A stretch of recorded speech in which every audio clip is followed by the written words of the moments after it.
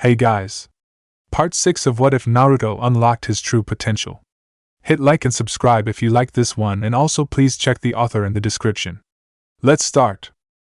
We are pain, that's all. We are God.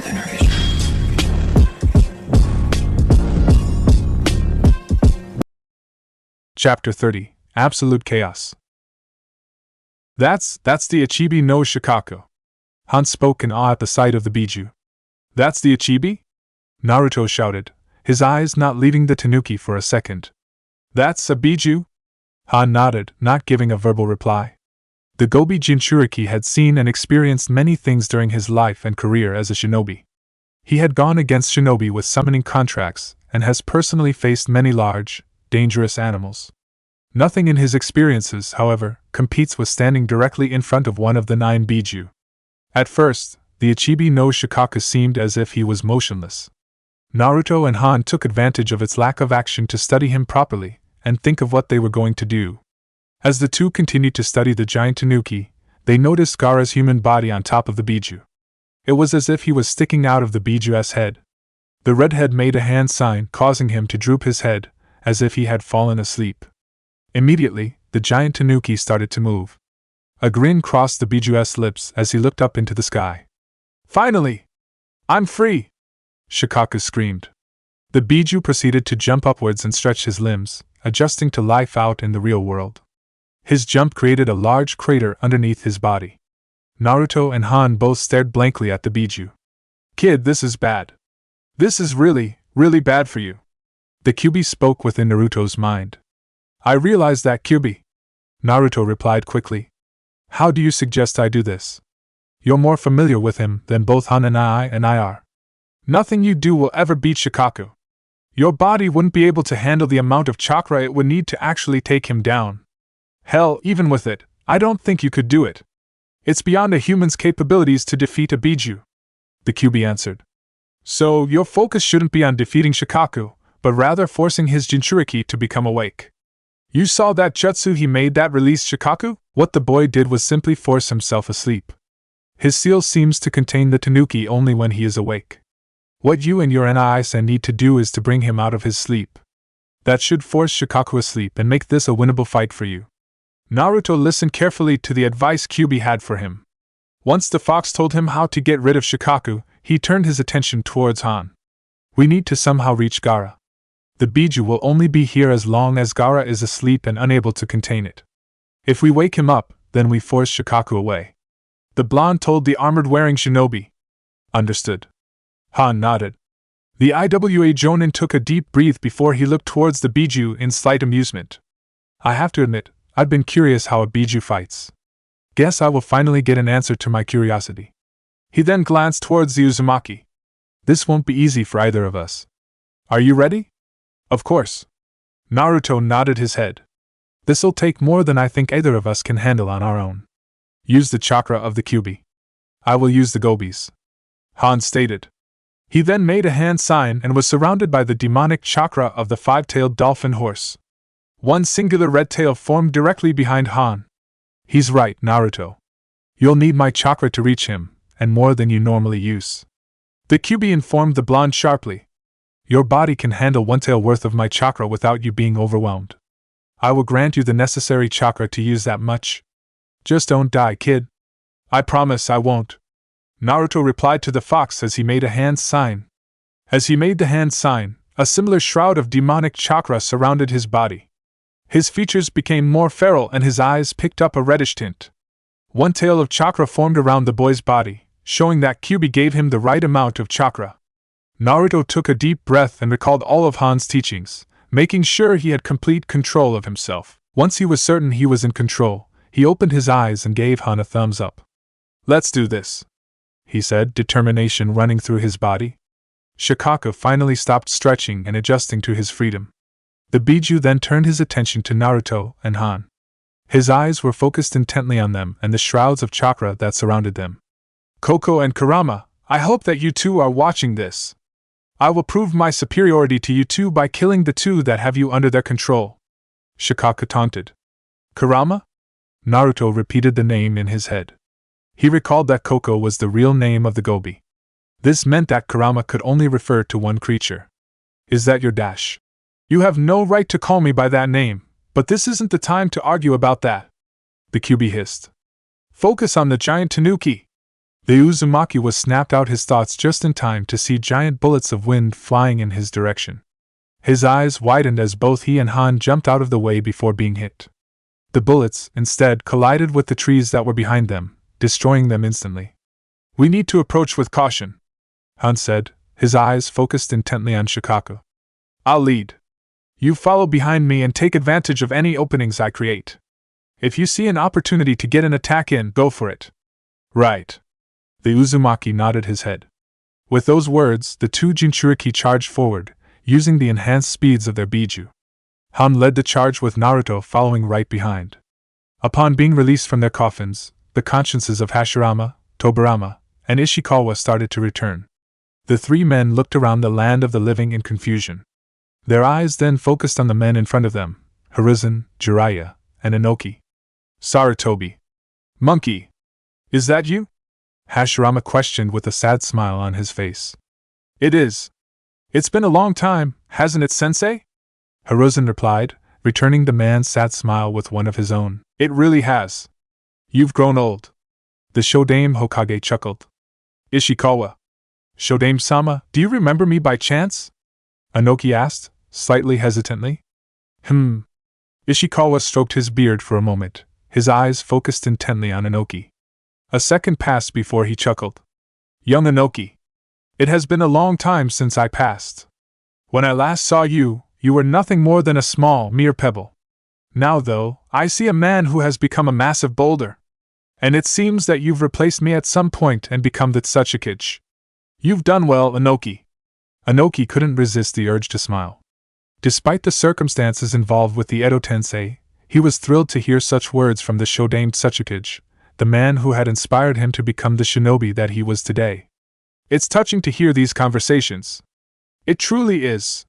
It almost hurts for me to have to cut them off so soon.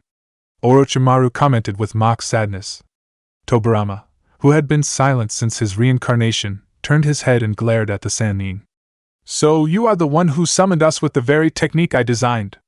Tobirama noted with disgust. I am. I must say, you designed a marvelous jutsu that I am still working on improving. There's so much potential with it, after all. Orochimaru chuckled as he pulled out 3 kunai knives with tags attached to them. Tobirama recognized them immediately and turned his head towards Hiruzen. One of you needs to destroy those. Now! Inoki was the first to react, making a series of hand signs. After completing the hand signs, he clapped his hands together. He then created a 3-dimensional cube of chakra between his hands. He then made a gesture, causing the cube to move forward. It then surrounded the kunai in Orochimaru's hands. The Sannin's eyes widened and he pulled his hand back before the Tsuchikage could finish his jutsu. Dust Style, Atomic Dismantling Jutsu!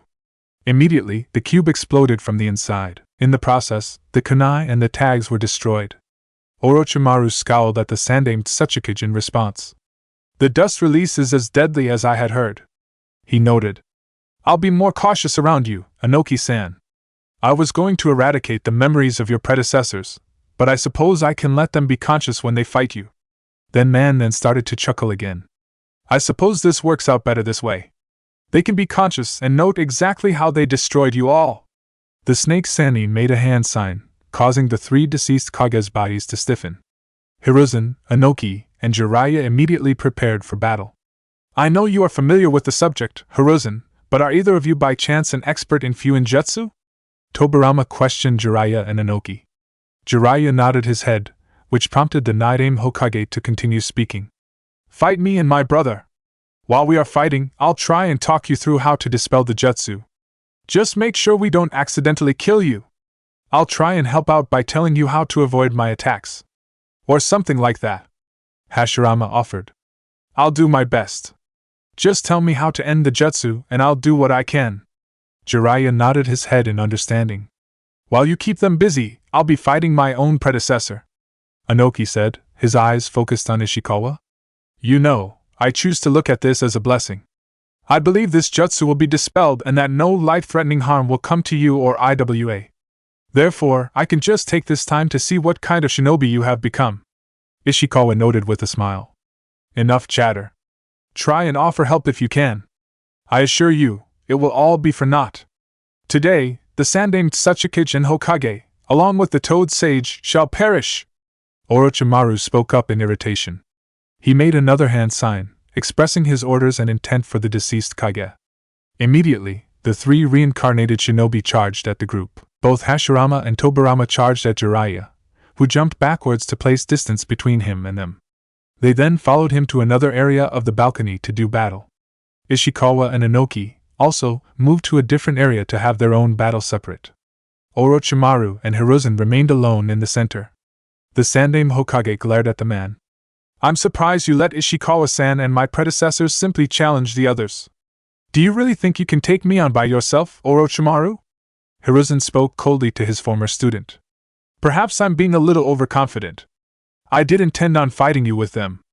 I suppose I can call them back here if I do need a little extra help and you proved more of a fight than I expect. But I guess, with the opportunity presented to me, I'd like to try and take you on myself. Orochimaru chuckled.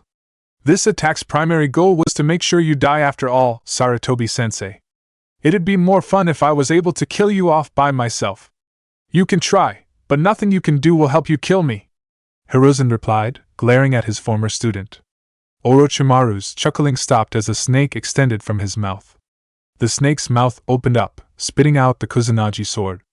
The Sandaime Hokage, seeing his student pulling out his own weapon, bit his finger and made a series of hand signs before slamming his palm on the ground.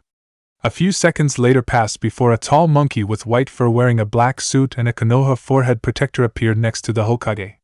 Enma, it has been a while since the two of us have been in combat together. I need your help today more than ever. Hiruzen spoke to the monkey.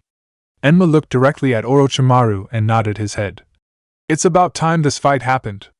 Let us make up for your mistake years ago and kill this man.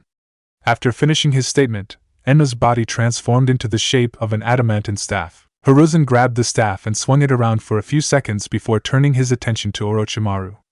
Enma is right, Orochimaru. It's time I did what I failed to do years ago and finally bring you down myself. The Sandaime Hokage spoke, determination evident in his voice. I'd like to see you try. Orochimaru taunted, gripping the Kusanagi tightly in his hands. The former teacher and student charged at one another, gripping their weapons tightly in their hands. Ninja art, wind scythe jutsu. Temari swung her fan in the direction of Shikamaru, causing a massive gust of sharp winds to come towards the Nara. He jumped out of the way, causing the wind to hit the trees behind him. The trees were cut up with branches and the tops of trees falling to the ground. The Suna Kunoichi proceeded to swing her fan, using the same jutsu once again. Shikamaru, once again, was forced to jump out of the way to dodge the incoming gusts of wind. The tree branch he was on, along with the trees behind him, were cut and destroyed once more. This could go on for a while. I need to go on the offensive myself. The Nara told himself. Fire style, Phoenix Flower Jutsu. Shikamaru ran through hand sings before breathing out a series of fireballs. The fireballs flew directly towards Temari. Instead of dodging, Temari simply grinned and swung her fan hard. The resulting wind collided with the fireballs, causing them to turn in direction. The wind also fanned the flames, making them larger. The fireballs proceeded to fly back in the direction they came from, directly at Shikamaru. The Nara's eyes widened as he was forced, once again, to jump out of the way. The flames proceeded to hit more trees, lighting them on fire and destroying the environment around them. You thought you were so clever, having fire-style ninjutsu against me, a wind specialist. Too bad for you that I'm better at wind-style ninjutsu than you are with your fire attacks. I'll just blow them right back in your face. Temari taunted, hoping to psyche out her opponent. I figured. Shikamaru grumbled, annoyed that his fire element was going to be useless in this fight. The Nara looked upwards toward Temari and noticed that there was a tree right behind her that was higher than her. He then tossed a kunai with a hidden explosive tag directly at it. Temari braced herself to dodge the kunai, but the weapon didn't even come close to hit her. Once the kunai made contact with the tree, it exploded, causing the tree to fall apart. The trunk of the tree then fell forward, directly towards Temari. Her eyes widened as she jumped out of the way and moved closer to Shikamaru. Seeing her getting closer, Shikamaru quickly rushed forward, making another set of hand signs. He finished his jutsu just as he landed on the same tree branch Temari was on. Ninja Art, Shadow Possession Jutsu. Shikamaru's shadow moved directly towards the Suna Kunoichi. The girl quickly noticed the approaching shadow and jumped off the tree branch, heading to another nearby branch.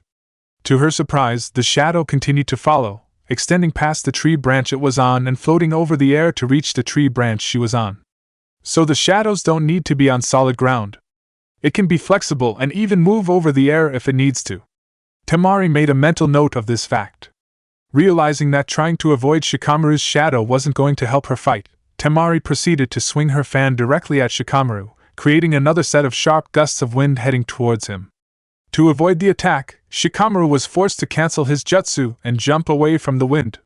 Seeing that the shadow had stopped chasing her, Temari took the moment to charge Shikamaru.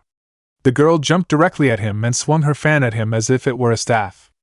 The Nara was forced to use a kunai knife to block her fan. Immediately afterward, Temari's heavier fan overpowered him and his kunai. The knife was knocked away and Shikamaru was momentarily stunned. Temari took this moment to swing her fan again, causing it to collide against the Konoha Genin's stomach. He winced in pain as he was sent backwards slightly in pain. Temari smirked, noticing the distance that was placed between the two as she prepared to swing her fan again towards him. Ninja Art, Wind SCY dash! Before she could finish her jutsu, Shikamaru tossed a kunai knife with an explosive tag at the tree branch she was standing on. He activated the tag just as Temari swung her fan, finishing her jutsu. The tag exploded, resulting in the destruction of the tree branch and causing Temari to fall towards the ground. Her jutsu, however, was not cancelled. As Temari fell towards the ground, her fan was now facing upward towards the tree above her. The gust of wind was released upward towards the tree, causing all of the branches and the top of the tree to fall downward towards Temari on its way to the ground. Shit! The Suna Kunoichi cursed. Shikamaru watched intently, hoping that the falling tree branches would hit the girl before she could get away. To his disappointment, however, Temari managed to get over the shock and actually jump away before hitting the ground and before getting hit by the falling tree. She landed on another branch of a separate tree. She proceeded to give the Nara an amused smile. You're not pretty bad. Smart on feet and still standing, even though you actually had 2 fights already. I'm impressed. She admitted her praise. I'd return the compliment, but traitors don't impress me that much. Shikamaru replied, shaking his head in disgust. What happened? Why is your village attacking ours? Konoha and Suna are allies. Something like this shouldn't be happening. Temari winced at hearing Shikamaru's questions. She remained quiet for a few seconds before she spoke up. I don't know why my village is attacking yours. I'm just a simple shinobi, nothing more. What I do know is that I pledged my loyalty to Suna and I will act in my village's interest. And if it means fighting in battle against my wishes, then so be it. She answered proudly as she gripped her fan tightly, preparing for her next attack. Whatever. Shikamaru shook his head again. I understand, I guess. You act in your village's best village and try to invade our village. And I'll act in my village's best interest and stop you. Kankuro made a pushing gesture with his hands, causing Karasu to fly through the air towards Hinata. Hidden blades appeared on the palms of the puppet. It attempted to slice at Hinata with the blades, but the Hyuga jumped backwards to avoid the attack. The puppet, however, continued its pursuit of the girl, making another attempt to cut her with its blade. Hinata, this time, sidestepped and dodged the puppet. She moved herself directly behind the puppet. Her Byakugan focused on the strings of chakra she could see connected to the puppet. If I get rid of those, then he is out of weapons. That would end the battle fast, she told herself as she tightened her fists. The Hyuga immediately cut through the chakra strings with a chop. The puppet, without its connection, slumped over on the tree branch. With the connection destroyed and the puppet being useless, Hinata turned her attention towards Kankuro and charged at him. The Suna Genin, despite her rendering his weapon useless, seemed completely unconcerned about her approach. He has no weapon now. I can end this now. Hinata's thoughts were interrupted as she noticed something in her Byakugan's extended vision. What? She was forced to jump out of the way as the puppet, Karasu, had charged at her once again. She landed on a separate tree branch, avoiding being grabbed by the puppet. Karasu turned its head in her direction before opening its mouth. It then spat out a series of saban in her direction. Hinata, once again, jumped to another tree branch, avoiding the attack. She then studied the puppet and noticed that it was, once again, connected by a series of chakra strings. How did they reform? I just cut through them, she commented aloud with a frown. Kankuro heard her speak and chuckled to himself. Any puppeteer worth their title can recreate chakra strings, even from a distance. Try and cut them all you want, I'll just keep reforming them. The Suna puppeteer made a gesture with his index and ring finger on his right hand, causing Karasu to release another barrage of saban from its mouth. Hinata jumped out of the way. She then pulled another arrow out that had explosive arrow attached to it and fired it with her bow towards Kankuro. He, unable to see the explosive tag on it, responded by making a pushing gesture with his left hand. Karasu flew through the air directly between him and the arrow. The puppet then caught the arrow with its own hand. Before the puppet could dispose of the arrow, Hinata grinned as she made a hand sign, activating the explosive tag. Karasu's body was strong and managed to resist taking too much damage. However, the explosion did knock its head and its arm away from its body. Seeing that the puppet was, at the moment, unable to fight her off, the girl charged again at Kankuro. On her way through the branches, she pulled out arrows and fired them at the boy, preventing him from making the concentration necessary to piece together his puppet. The Suna genin cursed as he was forced to concentrate on avoiding her arrows instead of fixing Karasu. In a few seconds, Hinata finally landed on the same tree branch as Kankuro. The girl rushed him, her palms extended. Kankuro jumped backwards to avoid an attack to her stomach. Before she could try and attack him again, however, the boy pulled out a poisonous smoke ball from his pocket and dropped it between the two. Upon making contact with the tree branch, the ball released the poisonous smoke. Crap! Hinata's eyes widened as she jumped away to avoid inhaling the smoke. Kankuro, as well, jumped backwards to another tree branch. Now that he had recreated distance between himself and Hinata, he made a few gestures with his fingers to create more chakra strings. The pieces of Karasu that had been knocked off reconnected with each other and reformed the puppet whole. It's gonna take a lot more than that to defeat a puppeteer, Kankuro taunted, gripping his fist tightly. Karasu mimicked the actions of its puppeteer. I can see that. Hinata mumbled in response before she stared at the Suna genin with determination in her eyes. But I'll defeat you and your puppet and get back to my friends. I won't let your village do anything to them, or Konoha. It's a little late for that. Kankuro sighed in response. He didn't want to admit to his own concerns about the invasion to anybody, let alone a Konoha shinobi that he was fighting. Therefore, he pushed his own doubts to the side and looked at the kunoichi in front of him as coldly as possible. But we'll see what happens. Right now your concern is me. I realize that. Hinata replied as she reached for another arrow. Instinctively, Kankuro's fist tightened as he prepared for his, and Karasu's, next action. In the center of the battlefield where the Chunin exam final matches had occurred, Anko and Baki charged at each other. Both shinobi had attempted to land a punch at the other, but ultimately ended up catching each other's fists with their free hand. Anko winced in slight pain, feeling cuts develop on the palm of her hand that had captured Baki's fist, but didn't let the pain stop her from holding him back. The Suna Jonin proceeded to try and kick her. Anko decided to jump backwards, letting go of the man's fist and pulling her own away from his grasp. Baki, however, charged at her and prevented her from placing distance between them. She sidestepped to avoid a punch directly to her face, but she was once again cut slightly on her cheek. So that's what you are doing.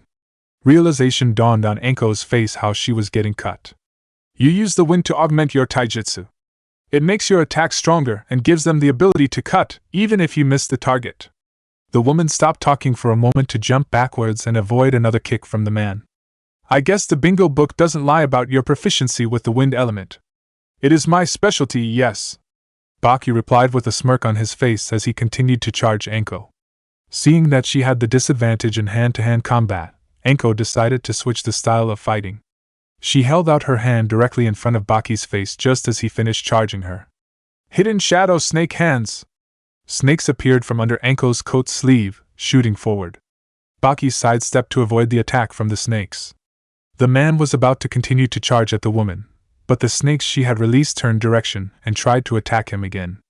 He cursed slightly to himself as he was forced to jump backwards to avoid being bit by them. Now that she had placed distance between them, Anko recalled her snakes and proceeded to run through different hand signs. Fire Style, Dragon Flame Jutsu! The Tokubetsu Jonin released a blast of fire from her mouth that charged forward in a straight line towards Baki. The Suna Jonin smirked as he made a series of hand signs of his own. Blade of Wind! Baki's fingertips concentrated chakra and wind together, forming a wind blade. The Suna Jonin made a slicing gesture with his fingers. The wind went straight through the approaching fire, cutting it in half. The blade continued flying towards Anko, who jumped to avoid being struck. Still, she felt the edge of the wind's blade hit her and caused a deep cut on her shoulder. She winced in pain, once again. Wait a second. Anko's eyes widened as she began to piece together some information together. This technique he just used, highly concentrated wind that functions almost like a sword that can completely cut up somebody hit by it directly. This man, he's been in Konoha since the beginning of the exams. He was here when Hate was killed. You killed him! You're the one who killed Gecko Hate. Anko spoke up quietly. Baki gave the woman a curious stare for a second before realization dawned on his face about who she was talking about. Oh yes, the exam proctor. He was snooping around during a meeting with one of Otogekyu's spies. I didn't want him leaking any information back to your Hokage. The Suna Jonin developed a smirk on his face. Surely you understand. This is war, after all. You're the bastard who killed him. You killed Yugao's fiancé. You killed one of my best friends. The Tokubetsu Jonin nearly growled. Don't get all self-righteous about it. Baki shouted in response, his eyes narrowing into a glare. We're shinobi. Killing comes with the occupation, especially killing those who are a direct threat to our mission and our village. You're right. Anko replied as her eyes narrowed on the man in cold rage. Then I hope you and anybody you are close with don't get too offended when I kill a direct threat to my village. When I kill you. He's tough though. If I'm going to take him down, I have to use everything I got. Kakashi. Thank you for all the training we've done these past months. The snake user mentally thanked her sparring partner as she ran through another set of hand signs. It's time I used the original jutsu and fighting style you helped me develop. With it, I'll get revenge for Hate. What the hell?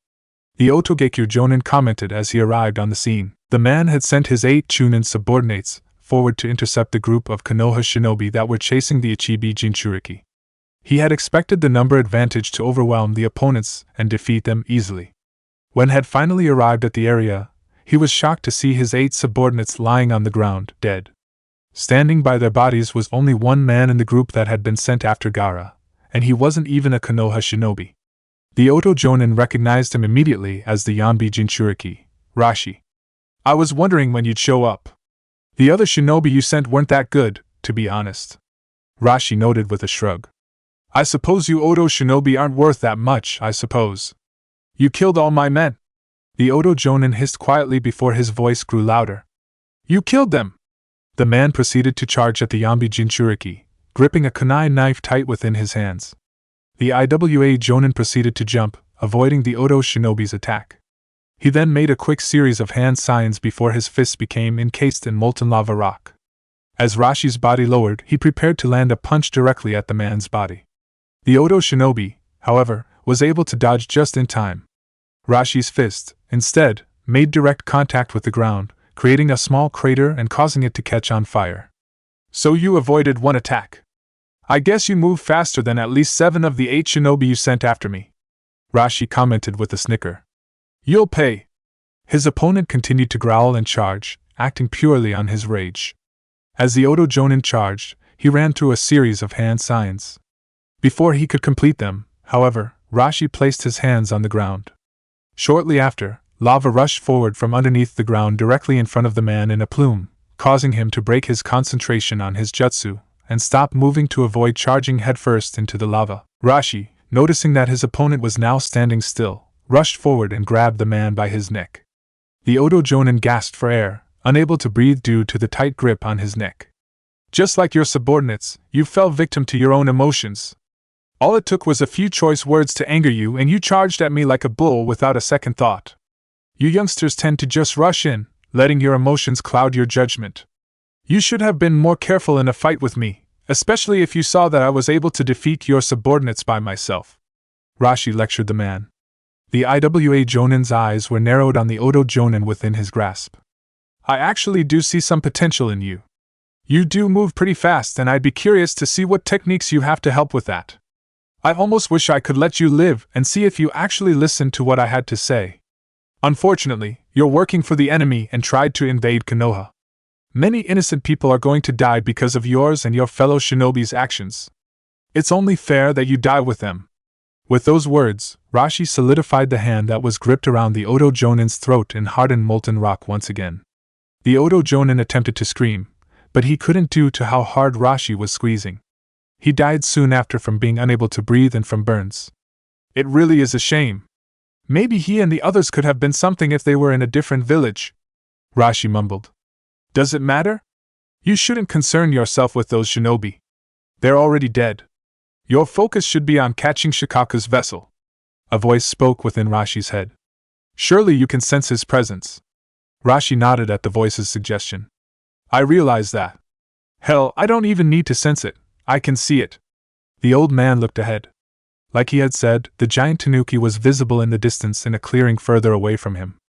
I'm heading that way. I am probably going to have to use some of your chakra if I want to be of help to stop Shikaku, if that's okay, Yambi. You know how I feel about being called Yambi. The voice nearly growled. Nevertheless, you can use my chakra. Do what needs to be done to stop Shikaku from doing too much damage. Rashi nodded at those words as he started to rush through the forest in the direction towards Shikaku. Along the way, the man started to make a hand sign, channeling some of the Yambi's chakra in preparation for the battle. Die! Shikaku screamed as the Biju raised his hands into the air. Sand-like spikes developed from under the ground directly beneath Han and Naruto. The two Jinchuriki were moving fast enough to avoid being hit by any of the spikes. They continued on their pursuit, getting closer and closer to the giant Biju.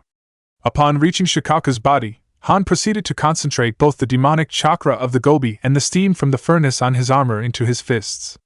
He then jumped into the air and punched Shikaku in the stomach with as much force as he could. The Biju inched backwards slightly from the force, but didn't seem to take much damage from the attack. The Ichibi raised a claw into the air and attempted to slam Han with it and crush him on the ground. The Iwa Jonin, however, managed to jump away just in time to strike. Shikaku's claw, therefore, made direct contact with the ground. Seeing his opening, Naruto rushed forward and jumped onto the claw. He then moved upwards along Shikaku's arm, running as fast as he could to try and reach the top. Shikaku quickly noticed what he was doing and glared at him. Almost immediately, spikes appeared on the Biju's arms and the rest of his body. The force of the spikes took Naruto by surprise and knocked him off. The edge of one spike managed to cut into him, giving him a deep wound on his leg. The blonde cursed in pain as he flew through the air. Naruto, be careful, Han called out as he jumped into the air. He managed to catch Naruto before the blonde could make direct contact with the ground. What's the name of that technique that Gaara always loved using? Shikaku spoke up in mock confusion. Oh yeah! Sand coffin! As soon as Han and Naruto made contact with the ground, sand rushed over towards them and surrounded them in a large circle, trapping them within it. The sand then started to rush forward to crush them within it. Damn it! Han cursed. He dropped Naruto to the ground and proceeded to rush through hand signs. Ninja art, steam cannon jutsu! A blast of steam was released from Han's furnace forward, directly against the surrounding sand prison. To his surprise, however, the sand was not breaking. Han attempted to pour more chakra and strength into his jutsu, but the sand continued to stay sturdy. Shikaku's sand is a lot stronger than Gaara's. It'll take more force to break it, Kyuubi advised within Naruto's head. More force. Like a combined jutsu. Naruto realized as he went through hand signs. Wind style, great breakthrough. As Han continued to use his steam cannon to release a blast of steam at the sand, Naruto breathed out a large gust of wind from his lungs, powered by the Kyuubi's chakra. The steam and wind-based ninjutsu worked together, and finally managed to destroy the sand coffin around them before the sand could crush them. The two Jinchuriki proceeded to jump out before the sand could reform around them. Shikaku, seeing that both Han and Naruto made it out of his sand alive, scowled. He swung his tail directly at them. Naruto managed to duck in time, but Han was unable to do so. The Iwa Jonin was smacked hard by the tail, and was sent flying. He made contact with the ground, hard. Han and I! Naruto shouted. Wind style, Drilling air bullets! Shikaka shouted. The Achibi took in a deep breath before expelling out a large air ball that was headed directly towards Han. The Gobi Jinchuriki was still recovering and pulling himself off the ground after being struck last, making him unavailable to dodge the technique. Naruto's eyes widened, causing him to immediately make his own hand signs. Earth-style, Headhunter Jutsu! The Uzumaki quickly traveled under the ground and managed to reach Han before the air bullet could reach him. He then quickly grabbed the man's hand and pulled him back down into the ground. Han was pulled away just in time before the air bullet collided with the surface. They then hurried away just as the bullet reached the location where Han had been. Upon contact, an explosion resulted, hollowing out the ground. Naruto and Han jumped out of the ground where Naruto had previously been. Han looked over to the younger Jinchuriki and smiled at him. That may have been life-saving. You have my gratitude, Naruto, Han told the boy. Don't thank me. What are brothers for? Naruto replied with a chuckle. Besides, you caught me that last time. The Gobi Jinchuriki opened his mouth to say something back in response, but the words died on his lips as the two heard the approaching footsteps of Shikaku. For a couple of humans, you're rather annoying to kill. I suppose that's fitting for the containers of my brothers, Shikaku grumbled. This has gone on long enough, though. I want to move on and get some other kills as well, so you're both going to die by my hand shortly. He's clearly overpowering us, Naruto noted with a sigh. We have to find some way to get past him and get up to Gaara so we can wake him up. Something needs to distract Shikaku. I'll keep trying to do just that. Your priority will be waking up his Jinchuriki somehow, Han continued to suggest. The plan hadn't worked so far, but Naruto found himself nodding in agreement with it. They really had no other options or thoughts at the moment. They just had to keep trying until something worked. Inoki, you recall what I was most famous for, yes? Ishikawa asked the Sandaime Tsuchikage as the two engaged in a battle of taijutsu. Yes, I remember. Those beer-related jutsus of the Kamizura clan. Inoki recalled the very techniques that made the Shodaime Tsuchikage a feared opponent. Many of the surviving members of your clan have gone to great lengths trying to perform half the techniques you could. And so far, no one has succeeded. No one has? No one in my clan surpassed me? Not even any of my grandchildren? Suzumabachi? Jibachi? Kurobachi? Ishikawa questioned, almost desperately. Hearing no comment from Inoki caused him to frown and sigh deeply. That's so very disappointing to hear. I had so much faith in them and my clan. The man then felt his body making hand signs, causing his frown to turn into a grimace. Regardless, for your sake, Inoki, I hope you recall everything you've seen and heard about my jutsus. After all, the bees that had been bonded with me during my life, the bees that died with me, seem to have been revived by this Edo Tensei jutsu as well. Less than a second passed before the Shodaime finished his hand signs. Thousand Bee Stings Jutsu! A swarm of bees flew out from underneath Ishikawa's kimono. Upon appearing on the battlefield, the bees released their stingers from their body, aimed at Inoki. The Sandaime Tsuchikage proceeded to float in the air to avoid many of the initial stingers. The bees then started to fly upward and continue their attack. Inoki proceeded to move quickly, dodging each and every stinger. I know how poisonous those are. One hit, and I'm surely dead in 10 minutes. Inoki told himself as he made a hand sign. I got to have some type of protection to avoid any chance of getting hit by one. Earth-style, Earth Golem Jutsu! Inoki opened his mouth and, almost instantaneously, a large rock-like creature developed. The creature's rock body proceeded to surround Inoki, giving him an armor of earth. After creating the golem, Inoki did not fear getting stung by the bee's stingers. They bounced off the rock, unable to reach the Sandaime Tsuchikage's skin. Now that he was safe, he charged forward towards the bees, ready to crush them. Ishikawa felt himself making a hand sign. Careful, Inoki. I'm making the bees harden into rock. They're going to be a lot stronger than you think in their new condition. As Ishikawa had predicted, the jutsu he was forced to use caused all of the bees that were flying in the air to harden their bodies into stone. Inoki made direct contact with one of the bees. Although the force of his attack would have destroyed it normally, the rock around the bee managed to protect it. Ishikawa felt himself making more hand signs. As soon as he finished, his rock-covered bees started to charge directly at Inoki, one at a time. Each bee hit the golem in the same location. The rock bee would shatter into pieces before being replaced by the next one, which would continue the assault. Anoki's earth golems were strong and able to resist even the strongest of explosions. The collisions with these rock-covered bees, however, were slowly starting to damage the golem. The bees would, eventually, destroy the golem and would begin attacking Anoki directly. I need to stop this before they reach me. I surely wouldn't survive more than a few of their blows.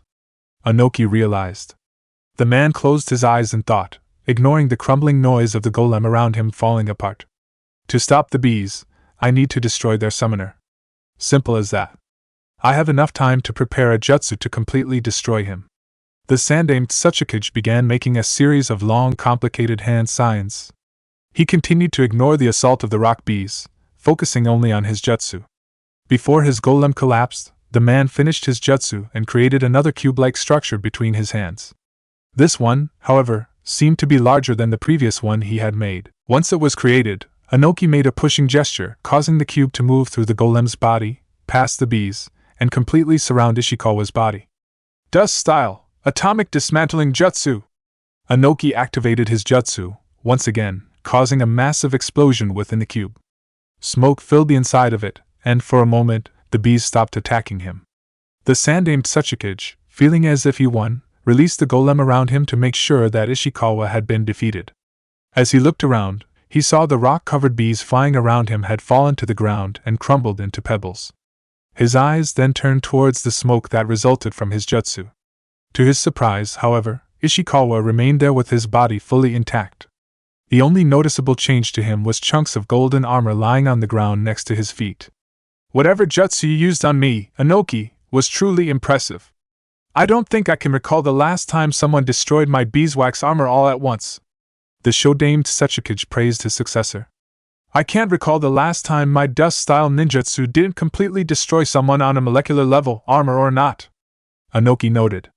Despite the situation, the Sandaime Tsuchikage allowed himself to smirk as he developed a stronger appreciation for his village's founder. That beeswax armor must really be something. It is, and you managed to ruin it. It takes way too much chakra to recreate, so I think it's safe to say that you won't have to worry about my armor for the rest of the fight. Ishikawa noted. But you still need to be careful, Anoki. My bees aren't done yet. The Shodaime Tsuchikage felt himself snapping his finger. Instantly, all of the pebbles on the ground changed shape, turning into his bees. The bees flew back in the air and surrounded Anoki. It appeared as if the exact number of them had grown. I can see that. I'd expect nothing less from you, Anoki replied. It doesn't matter though, I'll find some way to destroy them yet.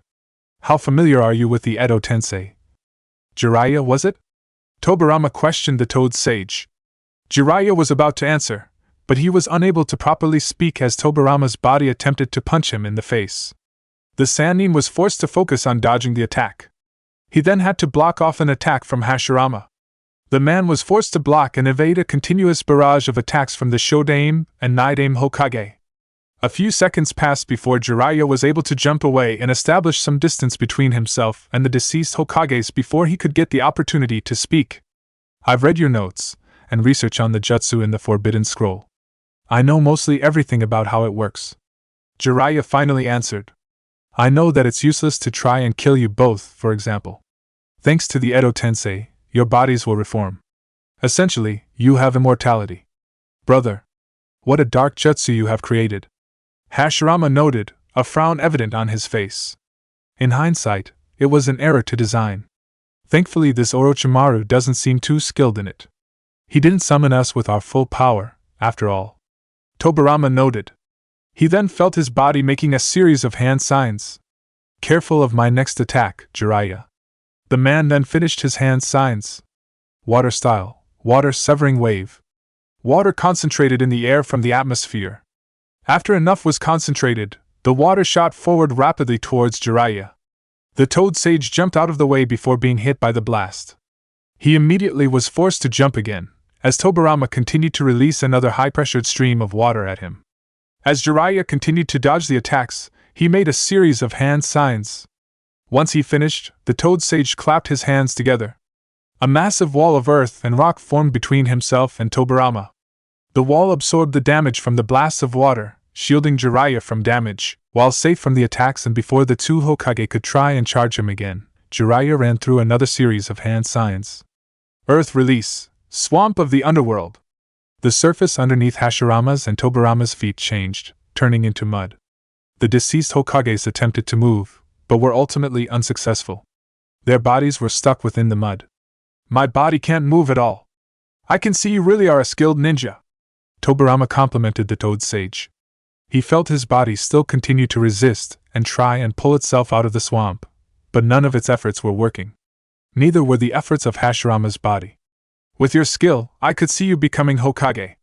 Thanks for the compliment, but I'm not interested in the title. I have my own responsibilities that I need to do that are separate from the title, Jiraiya replied back. But enough about that. While you're stuck, let's talk about the Edo Tensei. How would you propose releasing the jutsu? The primary method to releasing jutsu is to seal our souls away. If you do that, then the physical bodies of the Edo Tensei will be destroyed, the Nidaime Hokage answered. The only sealing method that wouldn't end your life is slightly complicated, but if you are indeed a master of Fuinjutsu, then you should be able to accomplish it. You have something to make the seals with, yes? I do, Jiraiya replied as he pulled out a scroll from a pocket in his clothes. I always have scrolls on me in case I need to do a seal. Good. Then listen carefully. The seal is going to need to be done in your blood and needs to be exact. Tobirama started to explain. Jiraiya nodded and immediately bit his thumb, so he could write the proper seal on the scroll. The first stroke dash, Jiraiya, be careful! Hashirama shouted, interrupting his brother's explanation. He felt his body making a series of hand signs. Wood style, deep forest creation! Trees started to grow underneath the battlefield. In a moment, their battlefield was covered in trees and resembled a dense forest. A few trees had formed from underneath the swamp. These trees ended up lifting Tobirama and Hashirama out of their imprisonment in the swamp. Their bodies were now free. Immediately after, they charged after Jiraiya again. Shit! Jiraiya cursed as he was forced to put his scroll away for now. The Toad Sage was, once again, forced into combat as he tried to avoid the attacks of both Hokages. Both Hashirama and Tobirama seemed to possess great skill with taijutsu. Even though they were not summoned with their full strength, their combined taijutsu prowess was enough to overwhelm Jiraiya. At this rate, I'll never be able to focus on the seal. I have to buy myself time, Jiraiya realized. As Hashirama and Tobirama, again, tried to attack him, the Toad Sage pulled out 2 sets of explosive tags. With both deceased Hokage in close proximity to him, Jiraiya sneaked both tags onto their bodies and jumped away. He immediately activated them both, causing both to explode. Both Hashirama's and Tobirama's bodies were blown up, separating their torso from the rest of their bodies. Can you still talk? I know that didn't kill you, Jiraiya questioned frantically as he pulled out his scroll. I can, yes, Tobirama answered in affirmation. Our bodies will reform though in just a few seconds. We need to get back to work with the seal. Right, Jiraiya replied. Please hurry. What's the first stroke? It seems as if your predecessor, Hashirama, was forced to use his Kekkei Genkai and create a forest battlefield. How intriguing. I suppose Jiraiya has gotten better than I thought, Orochimaru noted with a smirk. Hiruzen did not reply to Orochimaru's comment. Instead, he focused solely on fighting off his former student. The two were engaged in close combat as Orochimaru and Hiruzen attempted to strike at the other with their sword and staff respectively. Both were locked into a stalemate. Each of them had occasionally landed strikes at each. Orochimaru's body was starting to bruise heavily as a result, and Hiruzen had many cuts from the Kusanagi. Still, both men ignored the pain and their injuries. They focused solely on landing a decisive hit that would kill their opponent. Orochimaru swung his sword at Hiruzen, causing the Sandaime Hokage to block the attack once again. This time, however, a snake appeared from underneath Orochimaru's sleeve and charged straight toward Hiruzen. He was forced to jump backwards to avoid the attack, placing distance between himself and Orochimaru. Multiple striking shadow snake! 10. Large snake shot out from Orochimaru's sleeve and charged at his former teacher. Seeing the approaching snakes, the Sandaime Hokage ran through a series of hand signs. Fire style, fire dragon bullet! Hiruzen breathed a large stream of fire from his mouth right as the snakes reached him. Immediately, the snakes screeched in pain before their bodies melted under the intense heat of the flames. The fire continued as it approached Orochimaru. The Sannin smirked as he jumped in the air to avoid the flame. He then pulled out a singular shuriken and tossed it at his former teacher. Realizing what Orochimaru was doing, Hiruzen pulled out a shuriken of his own. They both then made a singular hand sign. Shuriken Shadow Clone Jutsu! The two shuriken multiplied, creating thousands of shuriken. Each shuriken collided with each other, causing the attacks to miss. All of the weapons fell to the ground between the two men. As they hit the ground, though, Orochimaru smirked as he made another hand sign. Instantaneously, his set of shuriken transformed shapes, taking the shape of 1,000 tiny snakes. Each snake rushed forward on the balcony towards Hiruzen. The Sandaime Hokage made a singular hand sign, turning the balcony tiles around him into mud. The mud made it difficult for the snakes to move as fast as they had previously been moving, but it did not stop their advances. As a result, Hiruzen then made a series of hand signs. Earth Style, Earth Dragon Bullet! A dragon's head formed from the mud. The snakes that were all moving in the mud were forced together and brought into the dragon's head. The dragon then proceeded to spit out bullets of mud towards Orochimaru. Within each bullet, a series of his snakes were trapped inside of them. Fire Style, Fire Dragon Bullet! Once again, Hiruzen released a stream of fire from his mouth. The fire ignited with the earth dragon and the mud bullets, causing both to be consumed in fire. The snakes that were inside were destroyed due to the intense heat. These flame-covered mud bullets were sent flying towards Orochimaru. The Sannin was hit head-on by the combined jutsu. His body melted, turning into a pile of mud and revealing himself to be a clone. Realizing this, Hiruzen turned around just in time to see Orochimaru attempt to cut him with the Kusanagi. Once again, Hiruzen used his staff to block the attack. Your reflexes have not dulled at all in your old age, Orochimaru commented with a smirk on his face. Age hasn't made me weak, Orochimaru. I'm still strong enough to defeat you, as I was when I first met you when you were a genin. Hiruzen informed his former student sharply. Such confidence. I always thought you were more cautious than that, Sarutobi-sensei. The Sannin replied. I am confident because the life of the village is in my hands. In a moment like this, I can't lose. Even if I were to die here, I'd save Konoha and take you with me.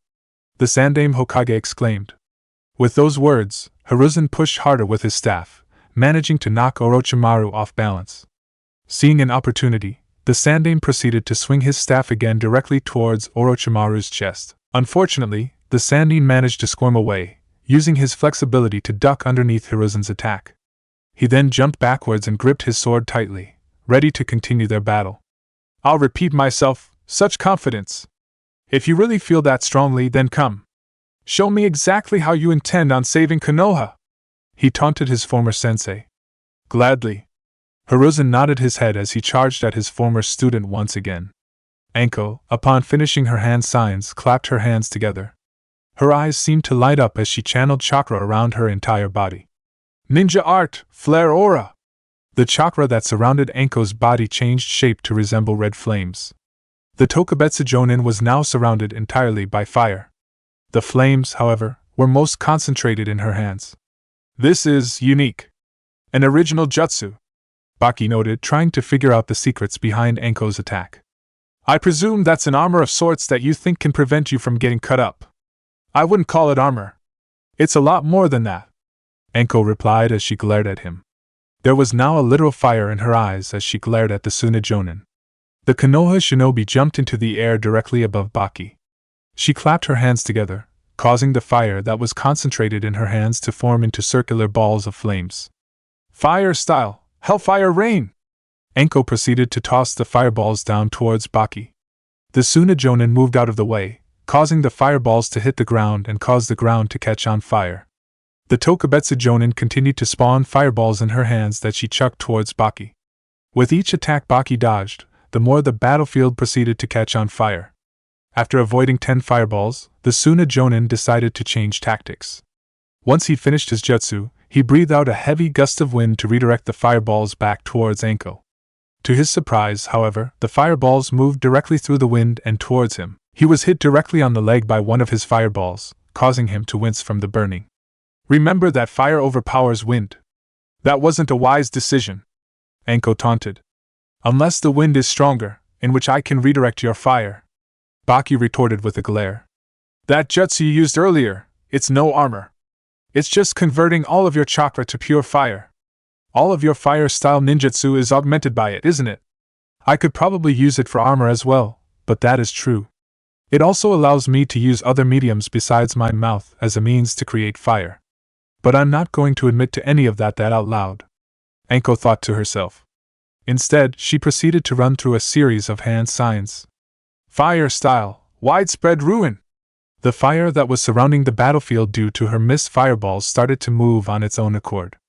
The flames started to spin around in a circle around Baki before they began to rapidly close in, preparing to both crush and burn him to death simultaneously. So she can manipulate any form of fire around her now as well. This means even avoiding her attacks won't help me. If the battlefield catches on fire, then she'll just have other fire that she can use that I'll have to watch for. Baki cursed as he became aware of the situation he was in. He then proceeded to concentrate a heavy amount of wind and chakra in both hands. I have to extinguish these flames. Blade of Wind Hurricane. Baki swung his hands in a circle, releasing the heavily concentrated blades of wind in his hands. The heavily concentrated wind created hurricane-like winds that flew in all directions towards the approaching flames. After making contact with the fire, Baki's wind managed to overpower the flames and extinguish them. Once he was free from the fire, the Suna Jonin turned his attention towards Anko and charged at her, concentrating both wind and chakra in his hand again. Blade of Wind Barrage! Both of Baki's fists were covered entirely with heavily concentrated blade-like winds. Anko, seeing his move, retaliated by concentrating the fire around her into her fists. The two shinobi continued their earlier fight using only taijutsu augment by their element. Baki's wind-style taijutsu managed to pierce Anko's flames and still cut her, causing her to continue to get cut. Similarly, Anko's flame-covered fists managed to create burns on Baki's body. The two ignored the pain, however, and continued their fight of taijutsu. As I said earlier, fire is only superior to wind if the wind is not strong enough to put out the fire, and I have the necessary strength to create winds that can blow out all of your flames. Baki taunted Anko amidst their taijutsu fight. We'll see about that. I've been training hard these past few months and developing my strength and my skills with fire. My flames aren't going to go out easily, Anko replied. The two said no more words. They simply concentrated on their fight, trying to land blows on their opponent. Wind style, great task of the dragon. Temari swung her fan upward toward the sky. Immediately afterwards, storm clouds began to develop in the sky directly above the battlefield. Shikamaru's eyes briefly went towards the sky, trying to piece together exactly what Temari had planned for him. His attention, however, returned back to the Suna Kunoichi. The girl, once again, proceeded to swing her fan at the Nara. Ninja Art, Wind Scythe Jutsu! Another gale of wind flew towards Shikamaru. The Konoha shinobi jumped away to another tree branch, avoiding the cutting winds. Temari then rushed towards him, gripping her fan tightly. She jumped to the tree branch he was on and attempted to swing her fan at him. He managed to move out the way before being slammed by the fan. He then made a hand sign, causing his shadow to extend forward again. Temari jumped away immediately to avoid the shadow. The Suna Kunoichi proceeded to move from tree branch to tree branch, avoiding the Shikamaru's shadow as it followed her. The Nara continued to try and catch her, but he was starting to notice something suspicious. Why has she not tried to confront me? She knows that she could do something to have me deactivate my jutsu. Why is she just letting me chase her like this? Surely she has to be getting tired by constantly running around. He questioned, his eyes focused intently on her as he tried to question her logic. Temari's eyes, for a second, looked upward. She noticed that the clouds were ready and her jutsu was complete. The Suna Kunoichi smirked as she made a singular hand sign. The clouds proceeded to disappear and were replaced by a giant tornado that began to descend from the sky, directly above Shikamaru. The Nara looked upward and he cancelled his jutsu. His eyes widened at the sight. Shit dash! Shikamaru did not have enough time to move away from the attack. The tornado surrounded him completely before he could do anything. The strong winds of the tornado began to cut deeply into his skin, tearing his clothes and causing him to bleed extensively with each cut. Shikamaru screamed in pain with each cut. Despite the pain, he attempted to make a series of hand signs. Shadow Protection Jutsu! The shadows in the area moved quickly and surrounded Shikamaru in a protective barrier, stopping the tornado around him from cutting more into his skin. The Nara, on instinct, sighed in relief. He soon noticed, however, that the wind was cutting into his shadow barrier.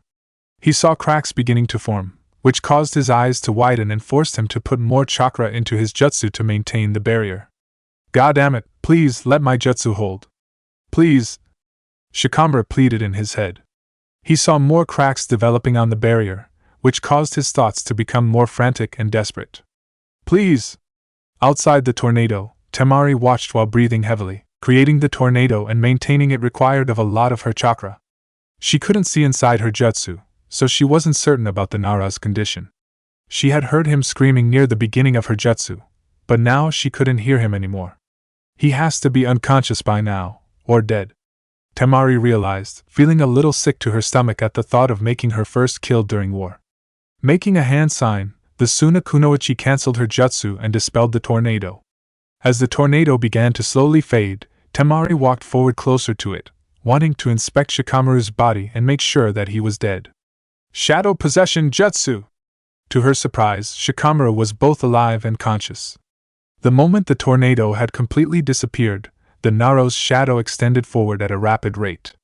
Temari was not able to react in time and was captured by his shadow, making her unable to move her body. How? How are you still able to fight after that? Temari questioned in complete shock. The Nara did not answer her question. Instead, he made another hand sign. A shadowy hand began to creep up Temari's body, heading towards her neck. The shadow reached just above her chest before it slowly started to recede down her body. Damn it! Shikamaru cursed in his head, gritting his teeth. Not again. Not now! It seems you're running out of chakra, Temari commented, relief filling her body. She knew that his control of her would soon fade and that their fight would be over. He wouldn't be able to fight her properly with no chakra. No! I'm not out of chakra! Not yet! Shikamaru shouted. The Nara closed his eyes as he tried to focus more of his own energy and chakra into his jutsu. A moment passed before the shadow hand continued to crawl up Temari's body, once again. It only stopped upon reaching the neck of the kunoichi. Shadow Neck Binding Jutsu! The shadow tightened around Temari's neck, strangling her. The Suna Kunoichi attempted to resist and get away, but there was nothing she could do.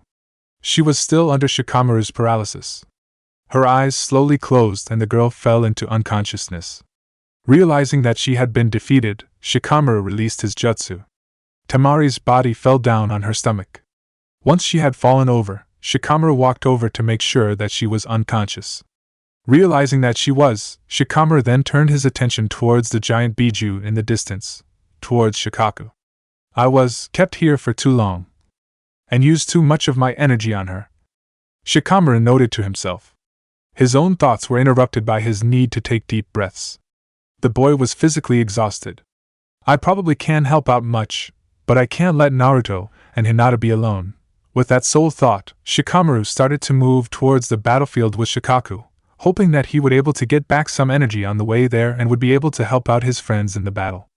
Hinata and Kankuro were locked into a stalemate as the two continued to try and attack each from a distance. The Hyuga used her arrows and her water-style gunshot to attack the puppeteer. In response, Kankuro would urge his puppet to release a wave of kunai or a poisonous smoke ball at the girl. Their attacks would either cancel each other out, or the two would simply avoid the attacks by moving to another tree branch. This fight is going nowhere for me if we continue to fight like this from a distance. This is where he is strongest at. I need to get close up to him. The only question is how. Hinata questioned to herself. His puppet is in the way and it moves too fast for me to get past it. I can't afford to waste my time here for too long. Temari may need me, or maybe even Gaara. Kankuro thought to himself as he looked backwards towards the giant Biju in the distance. I really can't afford to just stall her any longer. I need to take her down now. Poison, mist hell, 100 continuous firing. Kankuro made a sweeping gesture with his hands, causing Karasa to move forwards toward Hinata. The puppet quickly surrounded the Hyuga and continued to move rapidly in a circle around her. Hinata kept her Byakugan-activated eyes focused on the puppet, preparing for its next attack. After a few seconds of continuous movement, Karasa launched multiple poison smoke balls from its mouth. The balls made contact with the tree branch and immediately released the poisonous gas. Hinata quickly jumped upwards, avoiding the poison smoke. Got her! Kankuro smirked as he made a tug on one of the strings of his puppet. Karasa's elbow opened up before releasing a barrage of Senbon at the Hyuga.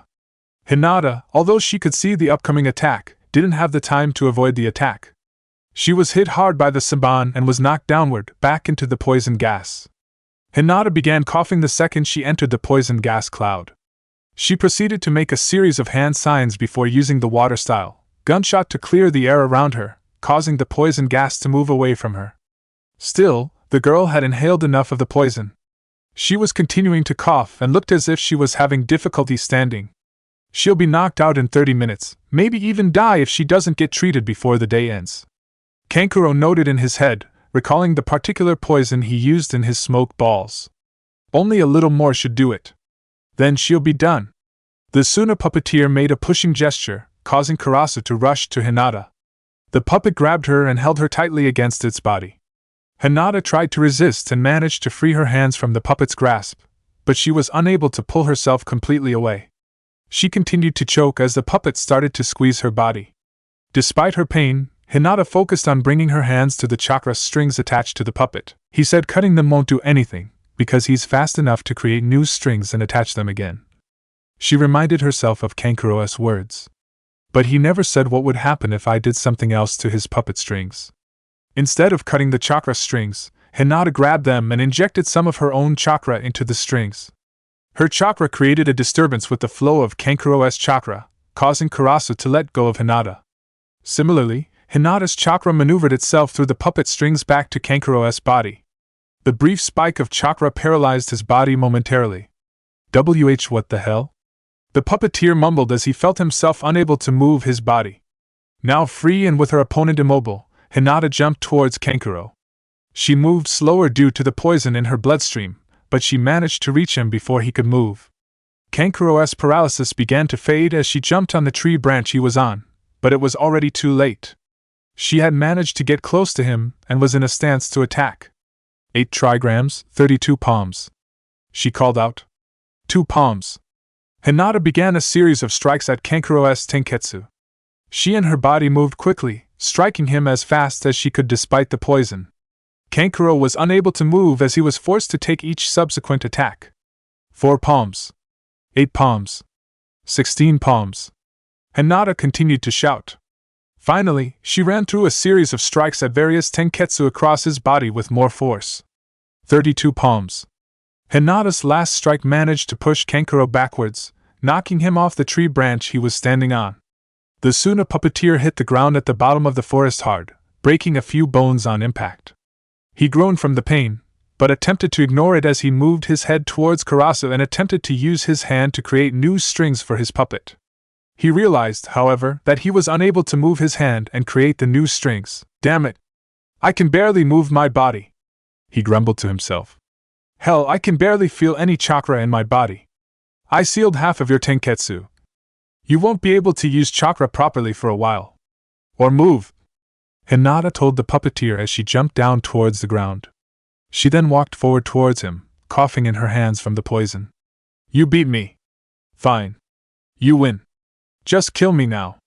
Kankuro closed his eyes, ready for the worst. To his surprise, however, Hinata did not attack him once she reached him. Instead, she started digging through the pockets of his jumpsuit. What are you doing? He asked slowly in confusion. Why aren't you Dash? I'm not going to kill you or anything. I'm just looking for an antidote to your poison. Surely you have one, in case you ever accidentally inhaled your own poison, she informed him as she continued to look through his pockets. Kankuro gaped at the girl's words. Although it did make sense for her to check his body for an antidote to the poison, it did not make any sense for her to just simply let him go. Their villages were fighting each other right now, and he had just tried to kill her. Why was she just going to let him go? There it is. Hinata mumbled to herself as she finally found a small pill bottle in one of his pockets. There was writing on it that identified it as the cure for the poison in her bloodstream. She coughed as she opened the bottle and took out a pill. You managed to beat me, but I really would just flee and get out of here if you can, Kankuro advised the girl. Gaara, he's going to kill everyone around him. There's nothing you or your friends can do to stop him. At first, Hinata didn't respond to the Suna puppeteer's comment and instead simply took the pill in her hands. Although the poison wasn't instantly removed, she felt a little better knowing that the poison would be cured in a few more minutes. Once she was sure that she was going to be fine and the poison wouldn't affect her too much, she turned her attention to the puppeteer. "That's what you think, but I know that we can do something. I know that I can offer some help," Hinata told him. "I won't let any of my friends have to face Gaara alone." With those words, Hinata hurried off towards Shikaku. Kankuro was left alone, left to think about her words and her chances against Gaara. Steam Clone Jutsu! Han's furnace released a barrage of steam that solidified into 9 separate clones of himself. He, along with his clones, rushed forward at Shikaku. Shikaku, again, created sand spikes out of the ground to try and skewer the approaching figures. Each of them avoided the spikes and jumped into the air. Erupting Strong Foot! Han, along with his clones, delivered a powerful kick augmented by Han's steam to Shikaku's stomach. The force of 10 powerful steam-enhanced kicks caused Shikaku to tilt over slightly. His tail, in particular, became a lot closer to the ground. Noticing this, Naruto rushed forward and jumped on the tail. He then proceeded to start to climb up the tail to reach Shikaku's head. The Biju quickly regained its composure and noticed the Kyuubi Jinchuriki climbing his body. "You're trying this again? How boring!" Shikaku rolled his eyes. Instead of creating spikes in his body, Shikaku opted to shaking his tail and force Naruto off. The blonde grabbed onto the tail tightly and resisted the Tanuki's attempt to shake him off. Seeing that Naruto wasn't able to continue his climb, Han and his clones started making a series of hand signs. Ninja Art, Steam Cannon Jutsu! A blast of steam was released from the original and his 9 clones towards Shikaku. Each blast collided with the Biju's head, causing him to wince slightly in pain. He stopped shaking his head, giving Naruto the opportunity to continue his climb. "Why you?" Shikaku hissed. The Biju raised one of his claws and attempted to crush Han and his clones underneath it. The original and his clones, however, managed to avoid the attack. With Shikaku's hand on the ground, Han and his clones began to climb up the arm of the Biju, mimicking Naruto's actions. Shikaku proceeded to create spikes on his arm to force Han off. Although the spikes managed to hit and dispel Han's steam clones, the original version of the Gobi Jinchuriki predicted the attack and jumped into the air. He then flew directly towards the Biju's face, his fist covered in steam. Before he could make contact and hit Shikaku with his fist, the Biju grabbed hold of the Jinchuriki with one of its claws. "Pesky little shit! I'm going to enjoy ripping you apart!" the Ichibi hissed. Han gave no verbal reply and, instead, focused on trying to get out of Shikaku's hold. Steam poured out of the furnace on his back in an attempt to weaken the sand, but his attempts to break free failed. Shikaku responded to his attempts to break free by tightening his grip, causing Han to gasp in pain and start to choke. He could feel a few of his bones about to break. Naruto, who had managed to reach Shikaku's back, noticed that Han was caught by Shikaku. He immediately ran through a series of hand signs. Wind Style, Wind Release Stream! The Uzumaki released a powerful stream of wind, amplified by Kyuubi's chakra, from his mouth. The stream hit Shikaku's claw head-on with enough force that the Biju was required to release Han. The Gobi Jinchuriki fell to the ground and managed to land on his 2 feet. "Sneaky bastard!" Shikaku growled. The Biju slammed its claws together. A barrage of sand was released from his back. Naruto, who was still on the back, was sent flying off Shikaku's body and was hit by the different blasts of sand. The Uzumaki coughed up blood. Shikaku turned his head towards Naruto and opened his mouth. A sphere of black and white chakra developed in his mouth. The Biju then released the ball from his mouth directly towards the Uzumaki. Naruto quickly ran out of the way before the ball made contact with him. Upon contact with the ground, the ball created a massive explosion that completely destroyed the ground underneath it. "I can't believe Shikaku is actually using his Baijudama. Does the Tanuki actually think 2 humans could defeat him, or is he really that desperate for a kill? Either way, it's shameful to use that technique so freely." The Kyuubi noted in Naruto's head, his tone of voice filled with disgust. "Kid, I don't think I need to say this again, but if you get hit by that attack, you will die. No exceptions." "I figured," Naruto replied, a frown on his face. "Naruto, are you alright? What was that technique?" Han called out, his eyes wide in surprise at the devastation caused from Shikaku's technique. "I'm fine. I got away in time," the Uzumaki sighed in response. The fox said that Shikaku's attack will kill us if we get hit, so make sure you're on your toes. We can't afford to get hit even once. Try and avoid me, I dare you! You'll only fail after a while, Shikaku shouted, interrupting their conversation. The tanuki opened its mouth and began to form another Baijidama.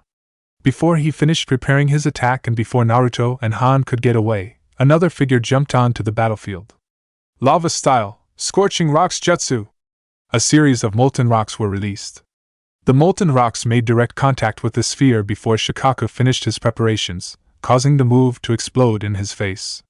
Shikaku was momentarily knocked back, completely stunned by the action. When he had recovered, he looked down to face his two opponents. To his surprise, however, they were joined by a third human.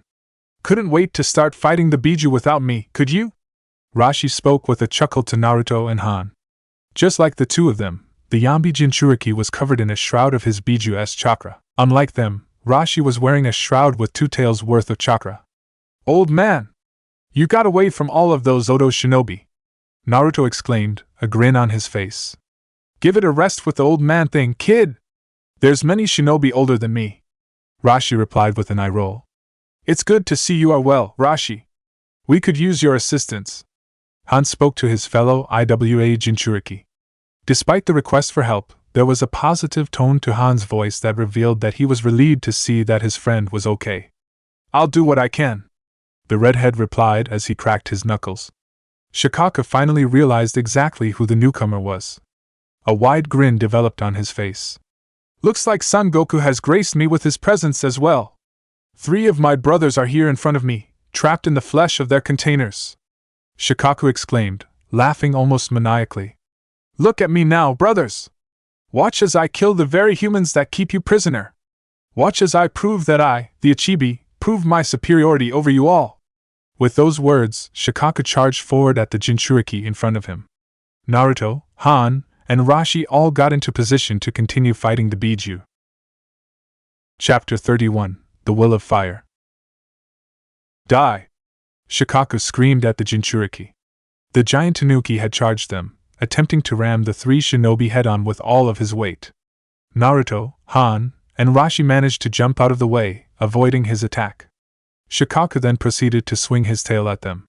Both Naruto and Han were able to avoid the attack, but Rashi was unable to get away in time. The Yambi Jinchuriki was knocked backwards and hit the ground hard. He hissed in pain. Old man! Naruto's eyes widened. Shikaku raised his claw and pointed it at the downed Jinchuriki. Sand moved forward rapidly towards him in the shape of a hand. As the sand was about to reach him and grab him, Rashi stood up. His own hand was then surrounded by molten rock. Rashi punched the incoming sand directly, destroying it instantaneously. He then made a series of hand signs before releasing a barrage of molten lava rocks from his mouth directly at Shikaku. The balls collided with the tanuki's body, causing it to stop moving and went slightly in pain. Naruto, with Rashi here, let's try getting you atop Shikaku one more time the same way we have been trying, Han suggested as he charged Shikaku, seeing an opportunity to strike. The Gobi Jinchuriki delivered a steam-augmented kick to the tanuki's stomach, causing him to wince and lean back slightly. Naruto proceeded to jump back on the Biju-S tail and began to climb up it again. Quit trying this! Shikaku hissed. It's not going to dash, lava style, melting apparition jutsu! The Ichibi's comments were interrupted as Rashi released a fast-moving lava-like acid from his mouth.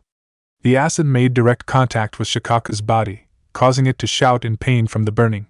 Shikaku seems to be sensitive to high temperatures, for some reason.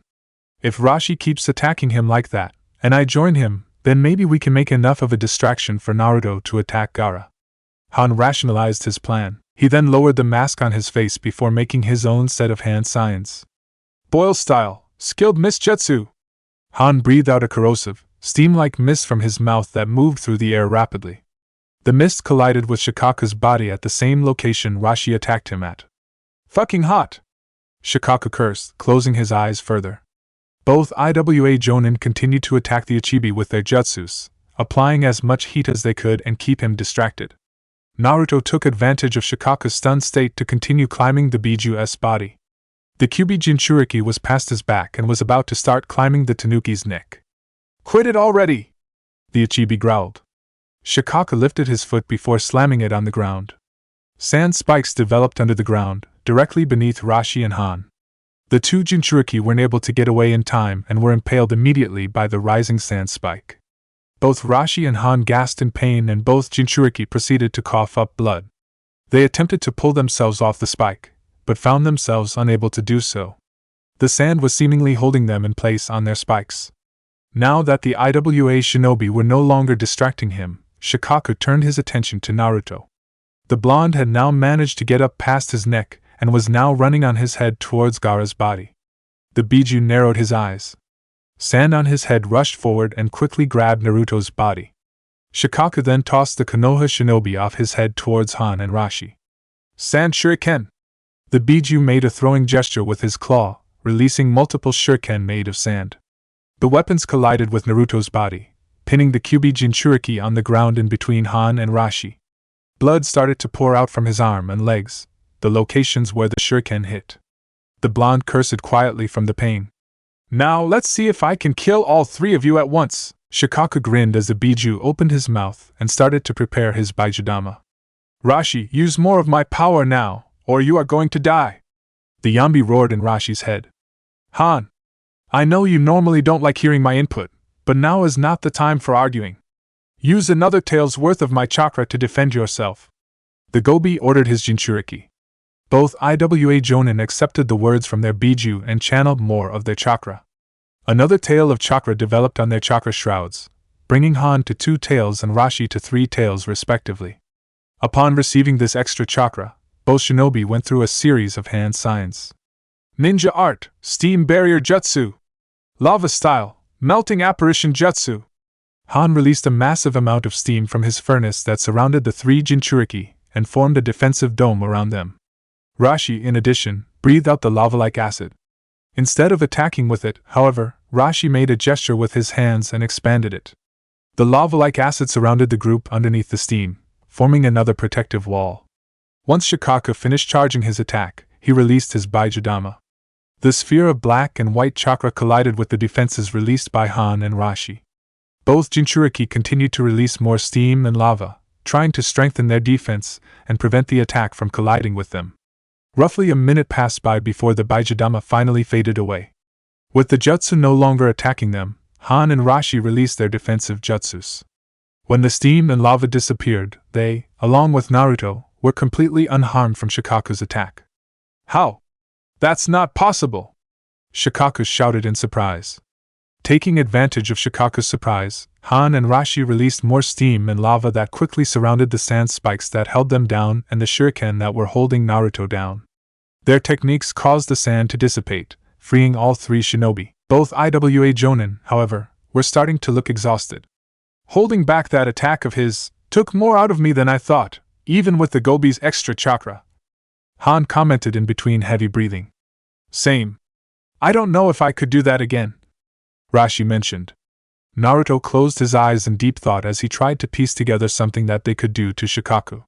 Their strategy so far of having Naruto climb the Biju's body while Han and Rashi distracted him had failed 3 times. Even though the Uzumaki was getting closer each time, it wasn't enough. They couldn't afford a 4th failure. There needed to be another way to reach Gaara and wake him up. Wait. Another way? Naruto's eyes widened as a thought entered his head. Maybe that'd work. We're approaching this the wrong way. The Kyuubi Jinchuriki spoke up, getting the attention of the IWA Jonin. We're way too focused on trying to move up Shikaku and get to Gaara.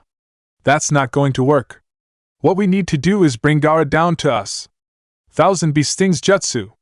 The swarm of bees surrounding Inoki charged forward at the man, releasing their stingers at him once again. The sand-aimed Tsuchikage continued to dodge each attack, being careful not to be hit even once. This was, however, much more difficult than before. The longer I keep this up, the more tired I'm going to become. I'll eventually get hit and die to the poison. Inoki realized. I need to neutralize his bees. Maybe. Inoki quickly flew into the air as fast as he could. While making his ascent, the sand-aimed Tsuchikage was making hand signs.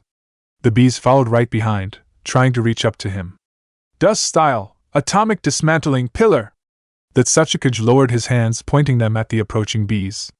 A 3-dimensional pillar, similar to his cubes, appeared and extended forward.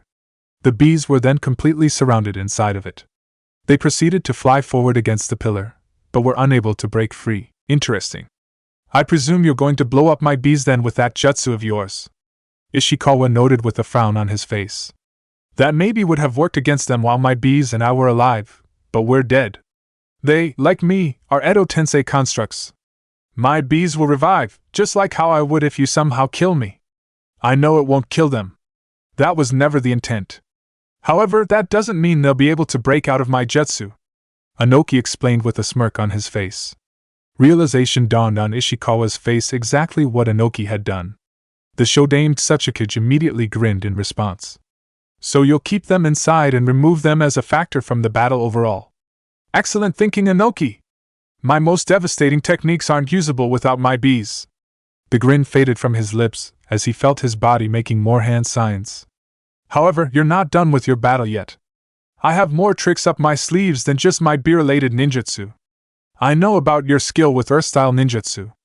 You even helped create some of the mountain formations that surround our village, Anoki commented, his smirk growing. He then proceeded to make a series of hand signs identical to the ones his predecessor was making. I may take this opportunity to just see how my skills with the earth element compare to yours. Show me everything you got, young one. Even though I can tell I was not summoned with my full strength, you'll need to use everything you are capable of if you wish to match me, Ishikawa answered as he and his successor finished their hand signs. Earth style, stone manifestation. 2 sets of tiles rose into the air. They then started to change shape until they formed into large boulders. Each set of boulders surrounded the Tsuchikage that created them. After creating his boulders, Ishikawa then used a technique similar to Anoki's and made his body lighter, giving him the ability to fly. The Shodaime Tsuchikage flew into the air, with the boulders surrounding him. He then faced Anoki directly. Both shinobi said no words.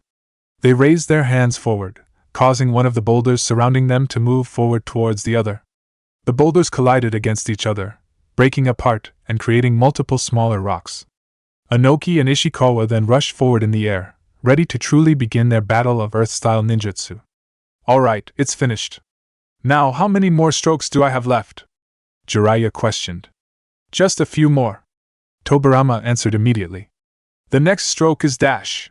My body's finished reforming. Hashirama shouted. Oh, come on! Jiraiya nearly shouted in exasperation. The Toad Sage's battle had started to fall into a pattern.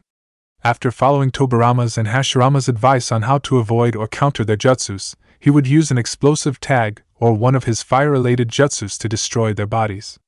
Then, while they were reforming, he would receive instruction from Tobirama on how to construct the necessary seal to end the Edo Tensei. Unfortunately, the bodies of the deceased Hokage would reform before Jiraiya could get too many strokes done. Therefore, he'd have to put the scroll away and focus on battling again. While this was a tedious process for Jiraiya, it was also draining. Even though the deceased Hokage were not revived with their full strength, they were still strong enough to keep Jiraiya in constant pressure. The Toad Sage was exhausted and was getting worried that he would be unable to continue for too much longer. Despite his exhaustion, the Sannin put away the scroll for a moment and prepared to fight just as the bodies of the Shodaime and Nidaime Hokage reformed. Careful again, Jiraiya. The next jutsu I'm using is one of my most devastating, Hashirama warned as he ran through another set of hand signs. What style? Wood Dragon Jutsu! After finishing his hand signs, Hashirama created a gigantic wooden dragon. The dragon rotated around the bodies of the deceased Hokage for a few moments before it rushed forward and attacked Jiraiya, opening its mouth to bite down on him. The Sannin jumped away just before being bitten. Destroy its head with any strong technique you know, and you'll destroy the dragon, Hashirama shouted his advice. The Toad Sage nodded in understanding. He continued to jump from tree to tree across the battlefield, avoiding the wood dragon's attacks. After a few seconds of positioning, the Sannin brought his hands to his mouth. He released a giant, sticky oil bullet from his mouth that landed directly on the dragon's head. He then started to make a set of hand signs, but his actions were interrupted as the dragon turned around and captured him by swirling around his body. Get out of there! Now! Tobirama ordered as he felt his hands clap together. Water style! Water colliding wave! Shit! Hurry up, you old toad! Jiraiya mentally yelled at himself. He pulled his hands out of the dragon's grip and continued his hand signs. Fire style, toad oil flame bullet. Jiraiya released a flaming bullet from his mouth that made direct contact with the wooden dragon's head. It ignited with the oil on its head, creating a massive conflagration. The resulting flames destroyed the dragon's head, causing the wooden body to crumble immediately. Now that his body was freed, Jiraiya was able to react to the approaching, colossal wave released from Tobirama's jutsu. The Toad Sage jumped out of the way in time and proceeded to move across the battlefield as Tobirama continued to control the wave, causing it to chase the man. They're exhausting me. It's taking everything I got to dodge or defend myself from their attacks. I have to do more than just destroy their bodies. I need them immobile. Jiraiya realized. I never used it in combat before, but I suppose it's about time I try and finally use it. Jiraiya jumped forward towards Hashirama and Tobirama. The two immediately got into stances, ready to fight him head-on. The Toad Sage, however, jumped away again before they could land a punch on them. He landed right behind them and placed two sealing talismans with the kanji for fire on their backs. Once the talismans were placed, he made a singular hand sign. Fuinjutsu, spinning flame restriction. The sealing talismans lit up, releasing massive flames that surrounded the skin of the deceased Hokage. The flames held both of them in place while, at the same time, burning into their skin. Both Hashirama and Tobirama attempted to move, but found that they were unable to. The flames are doing more than just burning. They are preventing us from moving our bodies at all. They're holding us in place. Hashirama noted with excitement. The Shodaime Hokage, due to his wife Mito, had a fascination with interesting Fuinjutsu. What an incredible technique. Just designed it. This is its first tested battle. Jiraiya acknowledged. Regardless, I don't have time to talk about it. The flames in the tags are limited and will get extinguished eventually. If we hurry though, I can maybe finish creating the seal. He then proceeded to pull out the scroll from his pocket. Naidame-sama, please continue. Of course. Tobirama nodded his head in understanding as he continued his instructions. Haya! Both Hiruzen and Orochimaru were, once again, in a stalemate. The Sandaime Hokage's staff and his former student's sword were colliding against each other, with both men trying to overpower the other. Their fight was starting to drain each other. Hiruzen had cuts all over his body, from his cheek to his leg. Orochimaru was also bleeding from wounds he received from Hiruzen's staff and jutsus all over their body. Both men were breathing heavily from their never-ending fighting. I'm impressed you've lasted this long, Sarutobi-sensei, but the battle will end shortly. You'll die soon. So will Inoki and Jiraiya. And so will your precious Konohagakure. Orochimaru laughed maniacally. I would not underestimate us, Orochimaru. Hiruzen replied. I'm not. I would never make such a mistake. I see the world in a logical manner, something you failed to do, Sarutobi-sensei. You, along with the ideals of your precious village, have grown old.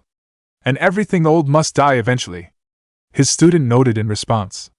I'm just accelerating the process of your death. You're right. I'm old. And one day I will die. Probably someday within the next few years. The Sandaime Hokage admitted.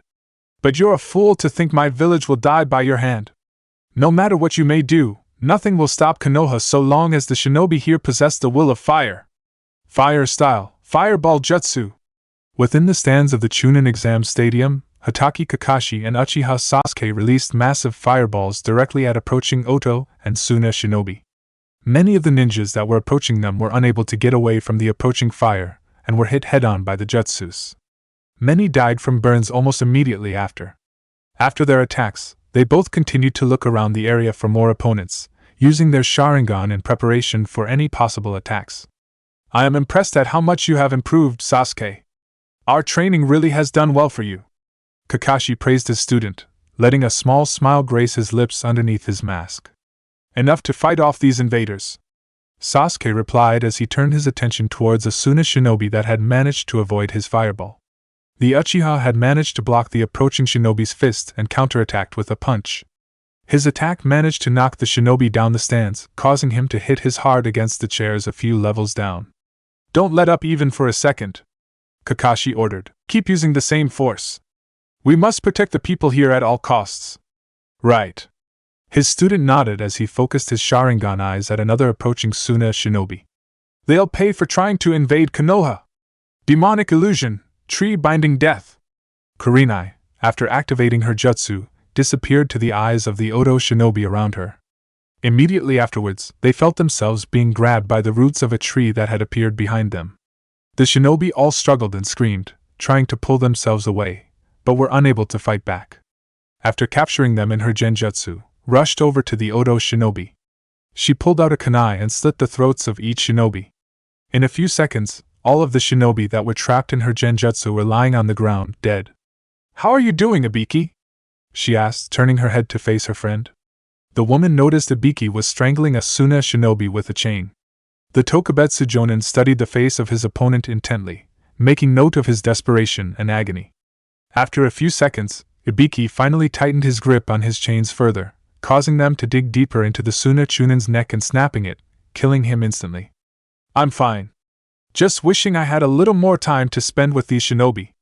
There's too many around to focus on just one. That means I can't use my Iron Maiden or any of my fun weapons on them," Ibiki replied with a groan of disappointment. "Sometimes I forget that you share Anko's sadism. Sometimes I wonder if every member in the TNI department is as bad as you too," Kurenai commented with a sigh. "It comes with the job requirements. If you don't love it before your job, you'll definitely love it over time." Ibiki chuckled in response. His eyes then hardened at the sight of more approaching Oto and Suna shinobi. "But regardless, these invaders deserve all of the pain and torture that they can possibly get. They will all suffer for trying to harm the village, I agree with that." Kurenai nodded her head in understanding as a grin developed on her face, a slightly sadistic one that would make Anko proud.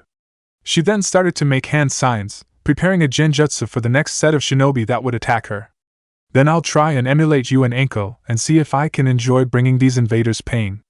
Ibiki's only response was a chuckle as he gripped the chain in his hands tightly, ready for his next opponent. This way, men. The granddaughter of the Tsuchikage should still be in the infirmary and should be too weak to fight. If we kidnap her, then we have some ransom over IWA after the invasion is over. A Suna shinobi informed a squadron of shinobi with him.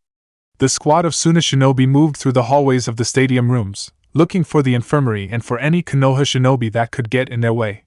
After a few minutes of searching, they finally found the door to the infirmary. The men looked at each other and smirked, ready to kidnap Kuratsuchi. Ninja art, poison darts jutsu. Just as the leader of the squad was about to open the door to the room, he, along with his men, felt a strong, stinging sensation in their neck. They all proceeded to turn around and look around the hallway for their attacker.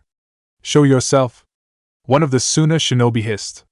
Before he could wait for an answer, the man felt himself growing more and more tired. The world started to spin around for him. A few seconds passed by before he passed out on the ground. His fellow shinobi started to fall as well. In a matter of seconds, the only shinobi that was conscious was the leader of the squadron. The Suna shinobi, however, felt his own consciousness slowly starting to fade. Just as he was about to pass out, he noticed Yawamushi Roto, along with the Konoha medical shinobi, appear in the hallway from seemingly out of nowhere. "How? Where did you all come from?" the squad commander croaked out before succumbing to the poison in his system. "We've been here the whole time," one of the medical shinobi commented, shaking his head in disgust. "I'm surprised that not even a single shinobi in this squad sensed any of us. I suppose it says something about our skill that we all fooled a whole squad," another medical shinobi noted with a chuckle. He then turned his attention to Roto. "Good job on your own stealth, kid. Keep developing that and I have no doubt you'll become one of the best shinobi your village has to offer." "Thank you, sir."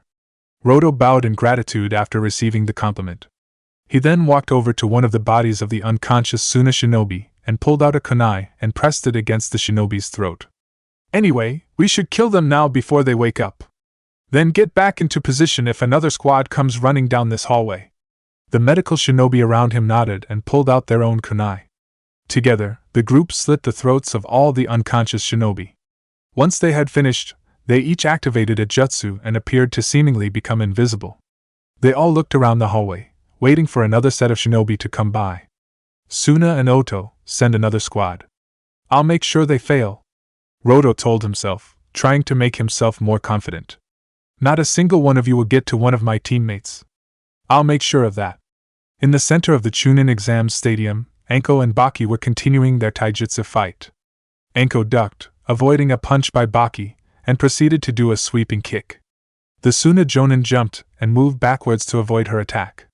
The Konoha Tokubetsu Jonin proceeded to charge him again, trying to land a punch. Baki blocked her fist with his arm. His action caused him to wince from the burning pain of Anko's flare aura. This is getting nowhere. I have her right next to me. I need to take advantage of this and win, Baki told himself. He resisted the pain and proceeded to grab Anko's arm with his right hand, pulling her closer to him. He then raised his left hand upwards. Blade of Wind Hurricane. The Suna Jonin released heavily concentrated amounts of wind from his hands. The winds combined together into a hurricane-like storm that surrounded both him and Anko. The winds blew through the area, cutting into anything they made contact with. Anko winced in pain as she felt the wind cut deep into her skin, causing her to bleed further. Despite her pain, however, she couldn't help a small grin developing on her face. You made a mistake getting me inside your wind. This jutsu may have been strong enough to extinguish my flames from the outside, but from the inside? And up so close to the winds? She questioned to herself as she made hand signs. Fire style, dragon flame jutsu! Anko breathed out a massive amount of fire from her mouth that hit the hurricane-like winds around her. The impact of the jutsu caused the winds to become inflamed, creating a massive tornado-like firestorm surrounding both shinobi. What? Baki's eyes widened at the sight. Fire style, widespread ruin! The firestorm surrounding both Baki and Anko closed in on them, completely encasing the two of them in the fire. Due to the aura of flames that had surrounded her, Anko did not feel any burns or pain from the fire around her. Baki, on the other hand, was still surrounded by the wind he used to augment his taijutsu. His body quickly caught on fire and, despite his efforts, was unable to be put out. Oh! He screamed in pain. Baki continued to struggle for a few moments to fight off the burning and put out the flames. His efforts failed, however, and after a few minutes, the Suna Jonin fell to the ground, dead. The flames remained and continued to burn at his body. Realizing that her opponent was dead, Anko cancelled her jutsu and ended the firestorm. She took a hard look at the body of Baki before she sighed in relief. The Tokubetsu Jonin then turned her attention upward, towards the sky. Hate, rest in peace, my friend, she prayed. Multi-shadow clone jutsu! Around 100 clones of Naruto appeared in a poof smoke. All of them appeared in front of the three Jinchuriki, and each clone possessed the same demonic chakra cloak that the original Naruto possessed. Shikaka looked at them in slight interest. All you did was just give me more targets to hit. Make as many clones as you want. You're just wasting your time. The Biju taunted as he made a throwing gesture with his claws. Sand Shuriken! The Ichibi tossed another series of sand shuriken towards the three Jinchuriki and the clones. A few of the clones were unable to get away in time and were dispelled upon impact, but the majority of them, along with Naruto, Han, and Rashi, were able to avoid the attack. The group then ran towards the giant tanuki.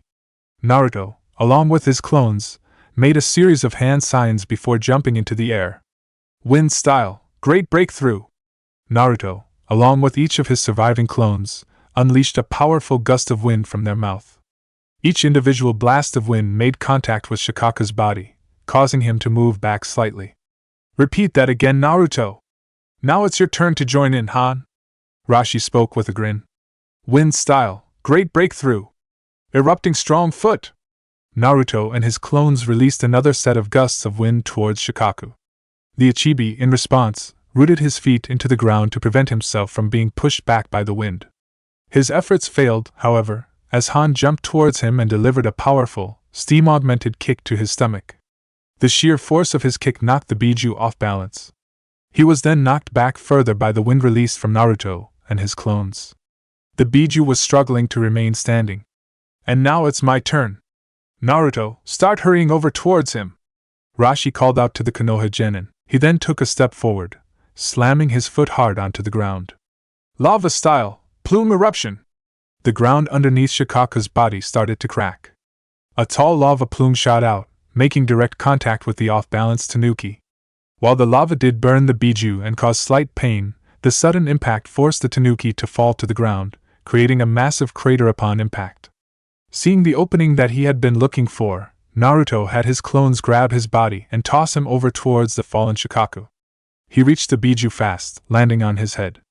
He then hurried over as fast as he could towards Gaara's sleeping body at the top of his head. I have to hurry before Shikaka wakes up. I have to hurry.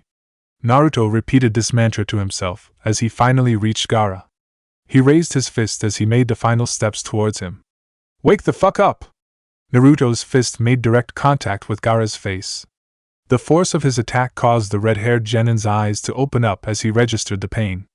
He was now wide awake and looking at Naruto in disbelief. Impossible! Gaara mumbled. Upon the awakening of Gaara, Shikaka's body started to fall apart. The tanuki was starting to re-enter the conscience of his Jinchuriki. "No! This can't be happening! I was just released!" Shikaka screamed. Despite his protests, the Ichibi was unable to do anything. The sand body started to disappear and his mind returned to his Jinchuriki. In a few seconds, Shikaka vanished from the world around him, leaving the 4 Jinchuriki alone on the battlefield. It's finished! Jiraiya sighed in relief as he studied the scroll in his hand one last time, making sure all of the strokes looked perfect. There could not be a single mistake with anything if he wanted the jutsu to work. To break the seal, you need to make the hand signs for Edo Tensei in reverse, and then tap the seal on the scroll. The hand signs are dragon, dog, snake, then tiger. Tobirama informed the Toad Sage. 1 scroll should be enough for our souls and the soul of the Shodaime Tsuchikage. Jiraiya nodded in understanding to the Nidaime Hokage's words. He then made the 4 necessary hand signs before tapping his finger on the seal he had created. The seal started to light up, changing from its blood-red color to white. The bodies of Hashirama and Tobirama then started to slowly fade away, starting from their feet. Both Senjumen sighed in relief, knowing that the Edo Tensei was finally broken. You truly are skilled with Fuinjutsu, Jiraiya, Hashirama commented with a grin on his face. My darling Nito-chan would most likely love to meet you one day, when you eventually join us in the afterlife. Don't mind me, but I'll push that meeting for a later day. I still got a few things I need to for Konoha, after all. Jiraiya responded with a laugh. You've done well, Jiraiya. Truly, you are one of the greats of your day. Tobirama praised. For the first time since he was summoned into the world of the living, the Nidaime Hokage smiled. Continue to help Konoha stay strong. And make sure that the man who summoned us here dies, either by your hand or Sara's hand. I'll do what I can. I promise you both. The Sannin bowed his head at the words of the Nidaime. In a matter of seconds, the physical bodies of the former Hokage disappeared. The souls of Hashirama and Tobirama were sealed within the scroll. With both men gone, Jiraiya picked up the scroll and rushed over to the nearby battle between Inoki and Ishikawa. What's going on? Ishikawa questioned, his eyes wide in surprise. Is the Edo Tensei over? The Shodaime Tsuchikage had been in the process of making hand signs for an earth-style jutsu to use against Inoki. His body, however, stopped moving. His body was starting to disappear, starting from his feet. He then turned his head to the side and noticed that his bees that were still trapped by Inoki's jutsu, like him, were also starting to disappear. Inoki took a second to turn his head and noticed Jiraiya standing to the side of their battle.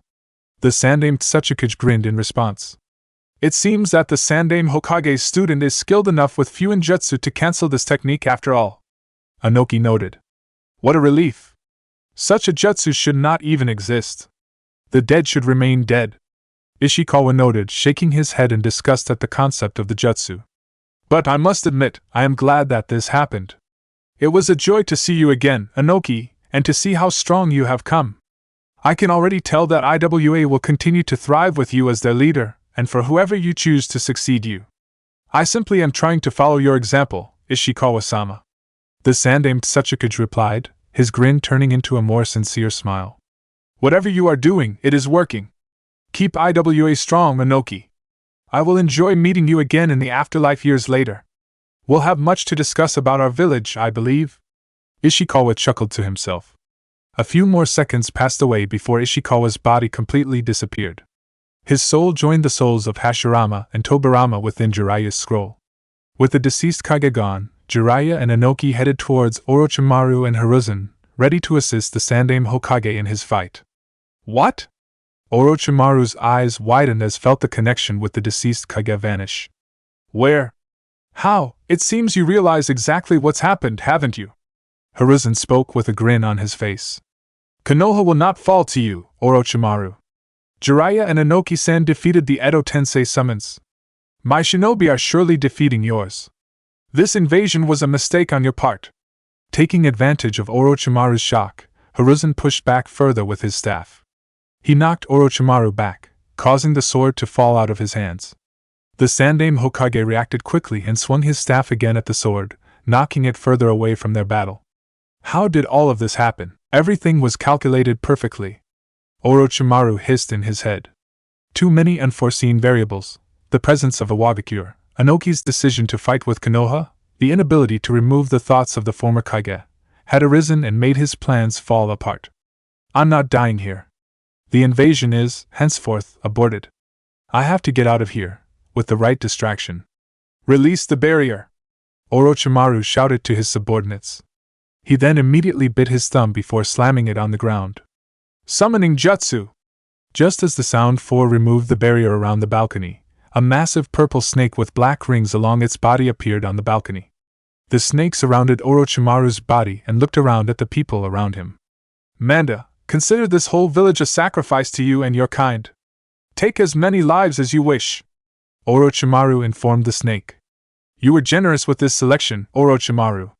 The snake, Manda, hissed as he continued to look around. Due to his height, he could see well into the village and could, therefore, see many people. This is a worthy sacrifice. Spend as much time here as you please. The snake Sannin smirked as he started to jump away from the battlefield, along with the Sound 4. Jiraiya quickly moved to follow Orochimaru and his subordinates, but he was stopped by Manda. The giant snake slammed his tail into Jiraiya's body, knocking him backwards on the balcony. You're Jiraiya, are you not? I can smell the damn odor all toads have. You reek of Gamabunta, in particular. Manda commented in disgust. You'll be my first target here. Shit. Jiraiya cursed in his head. Jiraiya, Inoki-san, I ask that you two remain here. Please defeat Manda and prevent him from killing any of the people in this village. Hiruzen requested. I take it you're going after your student? Inoki asked. I'm not just going after him. I am going to kill him, the Sandaime Hokage replied sharply, gripping his staff tightly in his hands. With those words, Hiruzen followed behind Orochimaru and his subordinates. Inoki and Jiraiya were left behind. The two men exchanged a look between each other before they both nodded. Are you going to summon any of your toads to deal with this guy? Or are you going to be like me and fight him the old-fashioned way, by yourself? Inoki asked the Sannin as prepared to fight the snake. I'd normally not pass up the offer and would give him a fight by myself, just like you, but this is Manda we're talking about. I feel Gamabunta would kill me if I didn't give him the opportunity to get even and kill the snake. Jiraiya commented with a smirk as he bit his thumb. Manda. Anko's eyes widened in surprise at the sight of the boss snake atop the balcony. The Tokubetsu Jonin's eyes narrowed at the giant snake as she prepared to engage it. Before she could jump up and help with the fighting, she noticed 5 figures jump off the balcony and head towards the forest and the village exit. Her eyes focused on them and narrowed further. The curse mark on her neck reacted at the mere sight of the figures. She knew immediately who was in that group. Orochimaru. She hissed internally. The woman noticed another figure jump off the balcony and follow them. She recognized the man as Sarutobi Hiruzen. At the sight of her Hokage chasing Orochimaru, Anko quickly started to follow. She pulled out a soldier pill from her pocket and put it in her mouth in preparation for the upcoming battle. 5 against 1 is not good odds, Hokage-sama. I'll help out in any way I can, Anko told herself.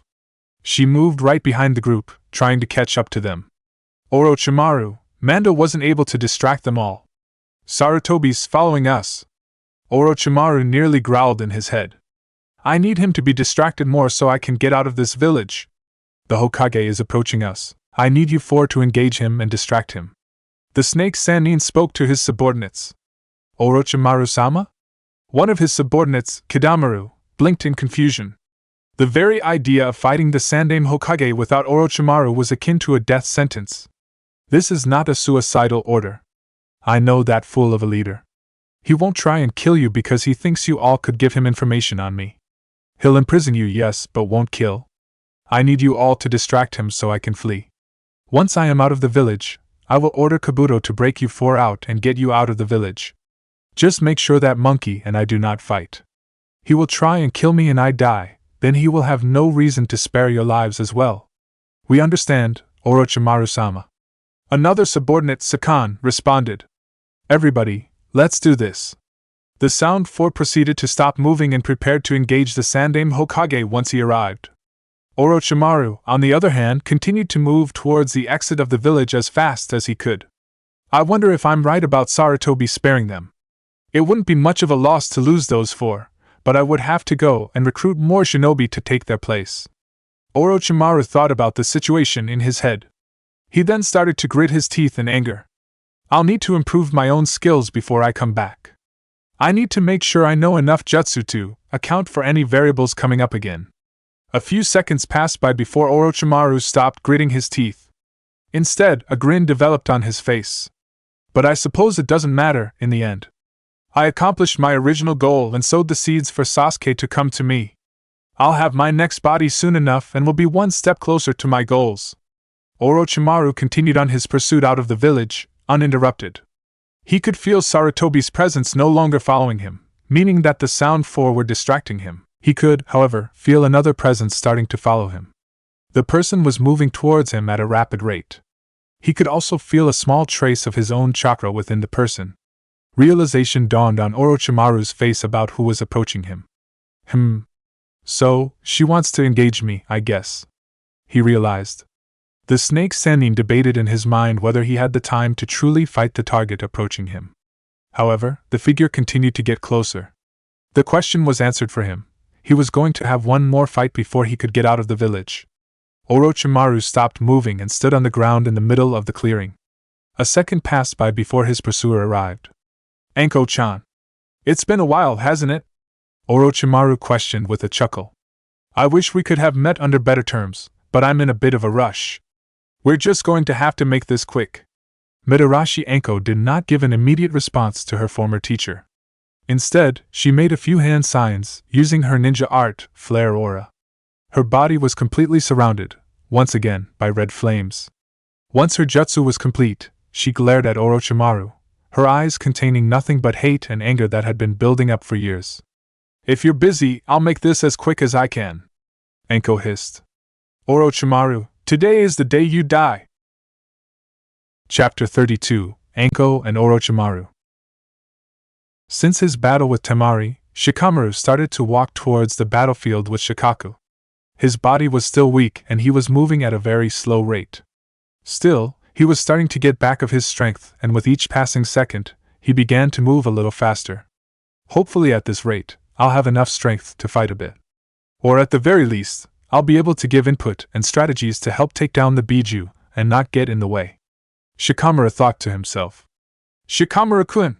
The Nara's thoughts and plans were interrupted by the voice of his teammate, Hinata. The Hyuga heiress arrived on the ground of the forest, standing directly in front of him. She then rushed over to his side to check his wounds. Hinata, what are you doing here? Where's Naruto and Han? Shikamaru asked her.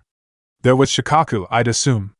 Hinata answered with a frown on her face, her eyes moving towards the tanuki in the distance. It was hard to tell from their position, but it appeared as if the Biju was losing his balance, and seemed like he would fall to the ground. After looking at the Biju for a moment, she turned her attention back to her teammate. I followed your example and fought one of the Suna shinobi so they could continue to chase Gaara. I was on my way to the battlefield to try and help them, but I saw you in the corner of my vision and I wanted to see how you were doing after your fight. Corner of her vision? How far does your Byakugan's vision go again, Hinata? Shikamaru wondered, impressed by his friend's eyes. The thought passed, however, and he returned to the subject at hand. I'm fine.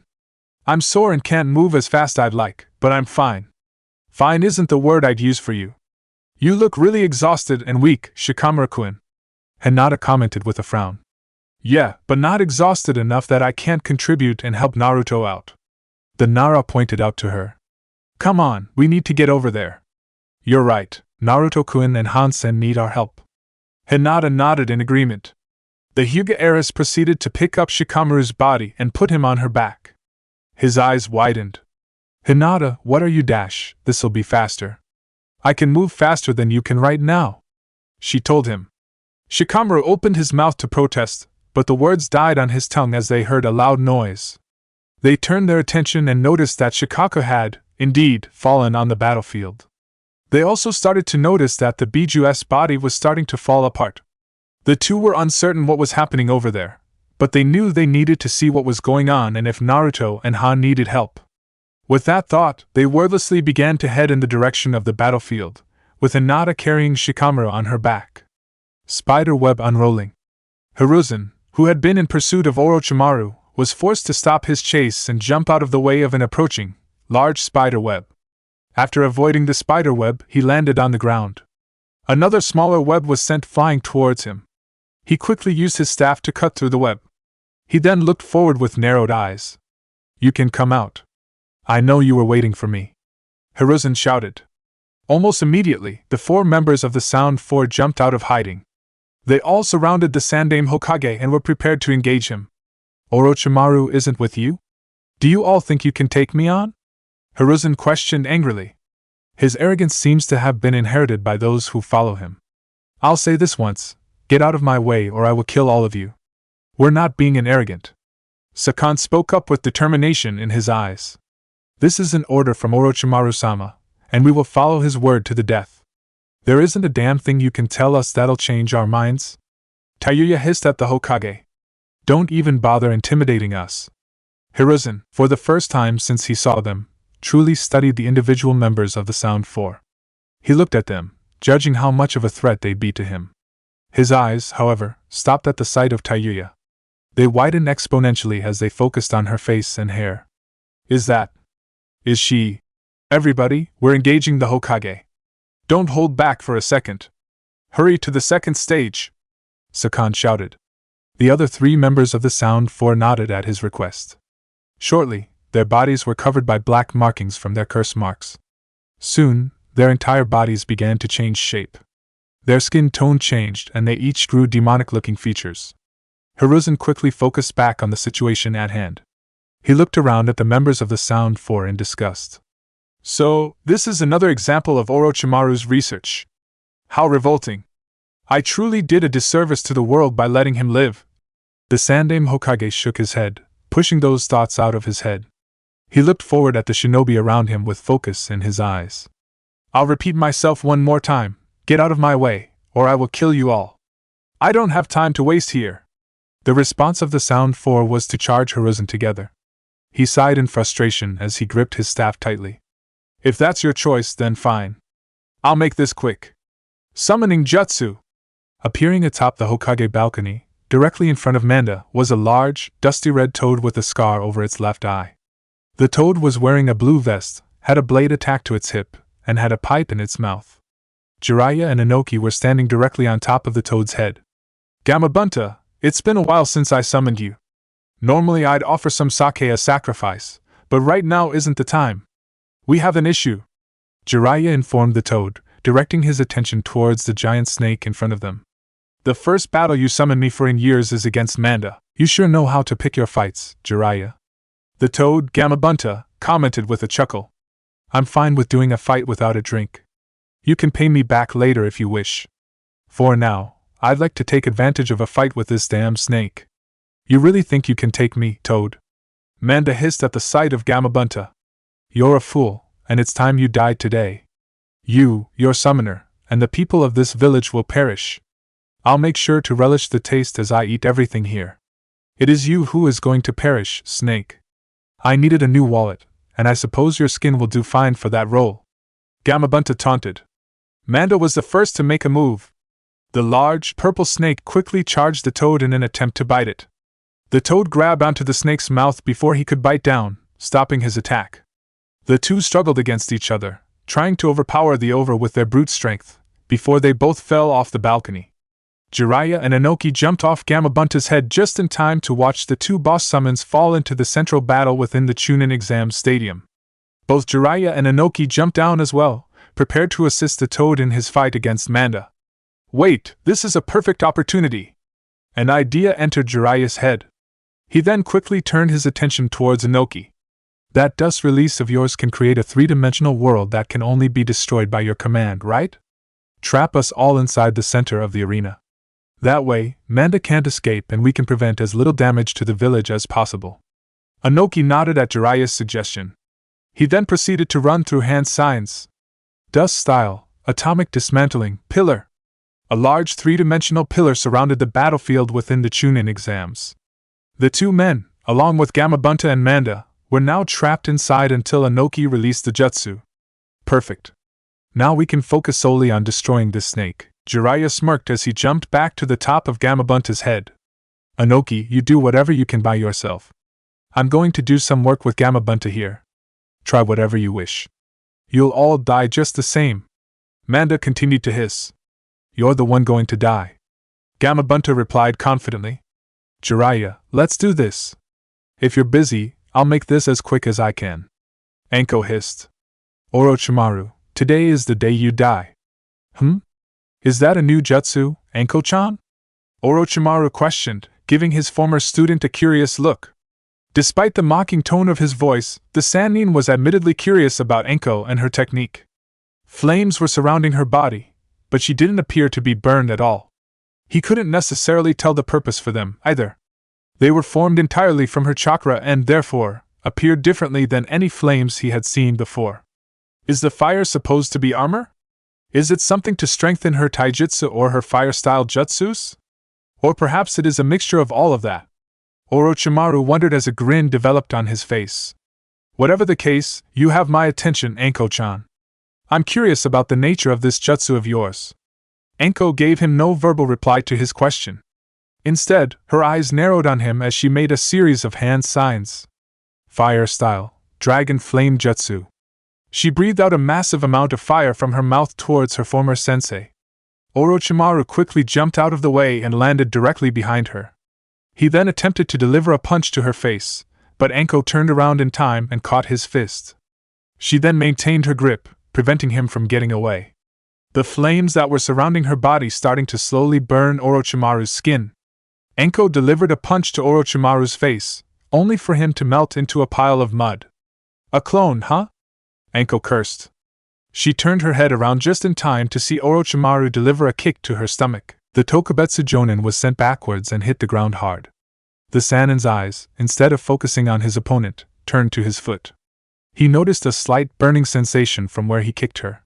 So, it's not necessarily armor since you took the full force of my attack, but it still protects you by burning your assailant. I assume it makes fighting you with taijutsu rather annoying for your opponent.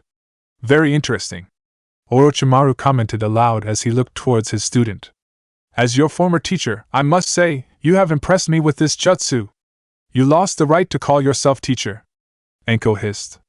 She pulled herself up and glared at the man in front of her. You turned your back on me and this village. You killed my teammates, your other students. Oh, don't bring them up, Anko-chan. You know I didn't kill them, intentionally. Orochimaru grinned manically in response to her accusations. But accidents happen when doing research. You should be familiar with that, no? I know that you helped with at least a few of my studies before I left this village. Don't listen to him or anything he says, Anko. He's trying to anger you. He's trying to rile you up so you make a mistake. He's toying with you. Anko told herself in her head. She took a deep breath before she raised her hand towards him. Burning shadow snake hands. Two snakes charged forward from underneath the sleeve of Anko's coat. As they flew towards Orochimaru, they spat out fireballs towards him.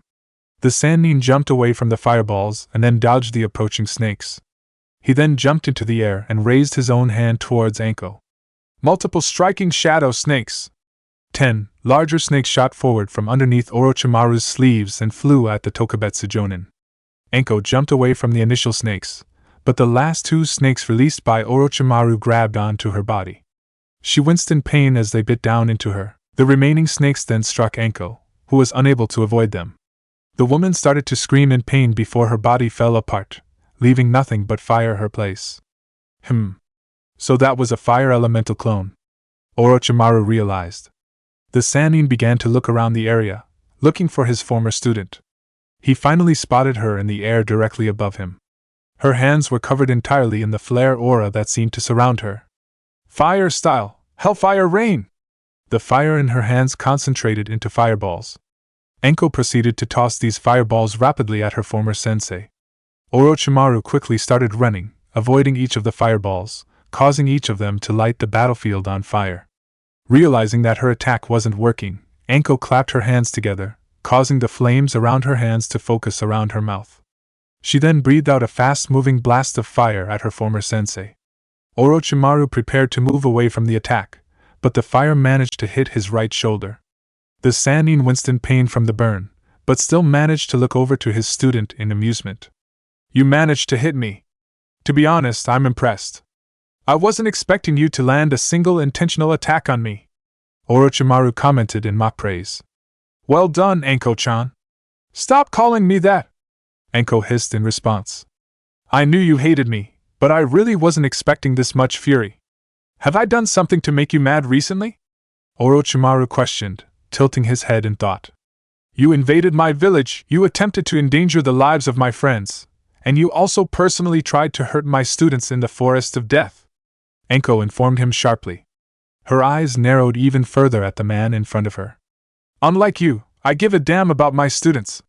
They mean the world to me. Not a single soul will harm them under my watch, especially you. Do your students really mean that much to you?" "I'm honestly happy to see that, Anko-chan," Orochimaru noted with a malicious grin on his face. "Hopefully they managed to survive this invasion. Let's hope that Asuna or Odo Shinobi didn't reach them and do something to them." Anko growled in response. She looked as if she was about to charge him again, but her body froze. The curse mark on her neck started to radiate, causing her hands to go over to her neck. "Ugh. Yes. Embrace your anger and hatred, Anko. The more you hate me, the more your curse mark will react, and the faster it'll take me to kill you." The Sannin smirked, realizing his plan was working. Orochimaru took this moment to raise his hand towards his former student. Snakes, once again, rushed forward from underneath his sleeves and charged the woman. They managed to reach her while her body was still frozen. The snakes circled around her neck, arms, and legs, holding her further in place and preventing her from making hand signs. Well, I have to say, this was fun. But once again, I am busy. Sadly, this has to end now. Orochimaru taunted as he slowly walked forward to Anko's body, grinning. Anko attempted to give a verbal reply, but the snakes around her neck prevented her from talking back to him. She then proceeded to look over towards the fire around the battlefield, the fire created from her previous jutsus. "Please work. Fire style, widespread ruin." The fire scattered across the battlefield moved forward on Anko's will. The flames rushed at Orochimaru, taking him by surprise. The Sannin was forced to focus on jumping away. In the process, he broke his connection to his snakes. This gave Anko the opportunity to break free from their grip. Freeing herself, she made a singular, causing the flames to move towards Orochimaru at a faster rate. "So, you can even use your elemental ninjutsu without hand signs? How impressive! You really have gotten stronger." Orochimaru commented in praise of his former student. Despite his tone of voice and the grin on his face, the man was internally fuming at the situation. She shouldn't be giving this much of a fight. Sure, she has gotten stronger, but not enough to be a threat to me. Summoning those Edo Tenseis and Manda, along with my fight with Sarutobi Sensei, must have worn me out more than I had assumed. I can't afford to waste too much time. I have to kill her now. Manda and Gamabunta continued to struggle against each other in the arena of the Chunin exams, trying to overpower the other. In an attempt to gain the advantage, the boss snake proceeded to move its body and surround Gamabunta's body. Just as the snake was about to start strangling the toad, Jiraiya reacted and made a series of hand signs. "Fire style, flame bullet!" Jiraiya breathed out a large bullet of fire directly at Manda's head. The snake moved its head and body to avoid the attack, loosening his grip on Gamabunta's body. The toad took advantage of this and forced the snake off of him. He then pulled out the blade on his hip and lunged directly for the snake. Manda quickly moved aside again and dodged the strike. Jiraiya then proceeded to breathe out another flare bullet directly towards Manda. The snake then opened his mouth in response. Water style, gunshot! A large bullet of water was shot forward from Manda's mouth, much larger than Jiraiya's flare bullet. The water collided with the flame, extinguishing it. The water then moved forward, towards Gamabunta and Jiraiya. The toad boss, in response, jumped in the air to avoid the attack. Gamabunta gripped his blade tightly as he descended towards the giant snake. Manda, to avoid the attack, proceeded to dig under the ground. He descended into a hole just as Gamabunta attempted to cut into him. He's underground, huh? Anoki noted with a smirk. The sand-named Suchikage, who had been floating in the air and observing the fight so far, proceeded to go down to the ground. He made 7 hand signs before slamming both his open palms on the ground. Earth-style fissure! The ground within the stadium began to tear itself apart as a fissure formed. The resulting fissure forced Manda to spring forth from underground to avoid damage. The snake glared angrily at the Suchikage. I was wanting to fight Gamabunta and his human follower. I don't need a small, old human helping them. Manda hissed as he charged forward towards Anoki. I'd be careful what you say, Snake. Anoki spoke quietly. Manda ignored the words of the Suchikage and continued to charge him. Just as the snake was about to reach him, the Suchikage's fist became covered in solid earth. He then punched Manda directly in the face before the snake could attack him. The resulting punch knocked the snake backwards. Manda hissed in pain and proceeded to glare further at Anoki. After all, this small, old man could be the one who kills you instead of Jiraiya or Gamabunta. Anoki growled. Yeesh. I don't want Anoki to ever hear any of things I've called him before. Jiraiya took a deep gulp. Without another word, Manda charged forward once again. Anoki, along with Jiraiya and Gamabunta, moved forward as well to engage him. Fire style, Grand Fireball Jutsu. After channeling her chakra and the fire surrounding her body around her mouth, Anko breathed out a singular, massive fireball towards Orochimaru. The Sannin jumped away just in time, causing the fireball to make contact with the ground.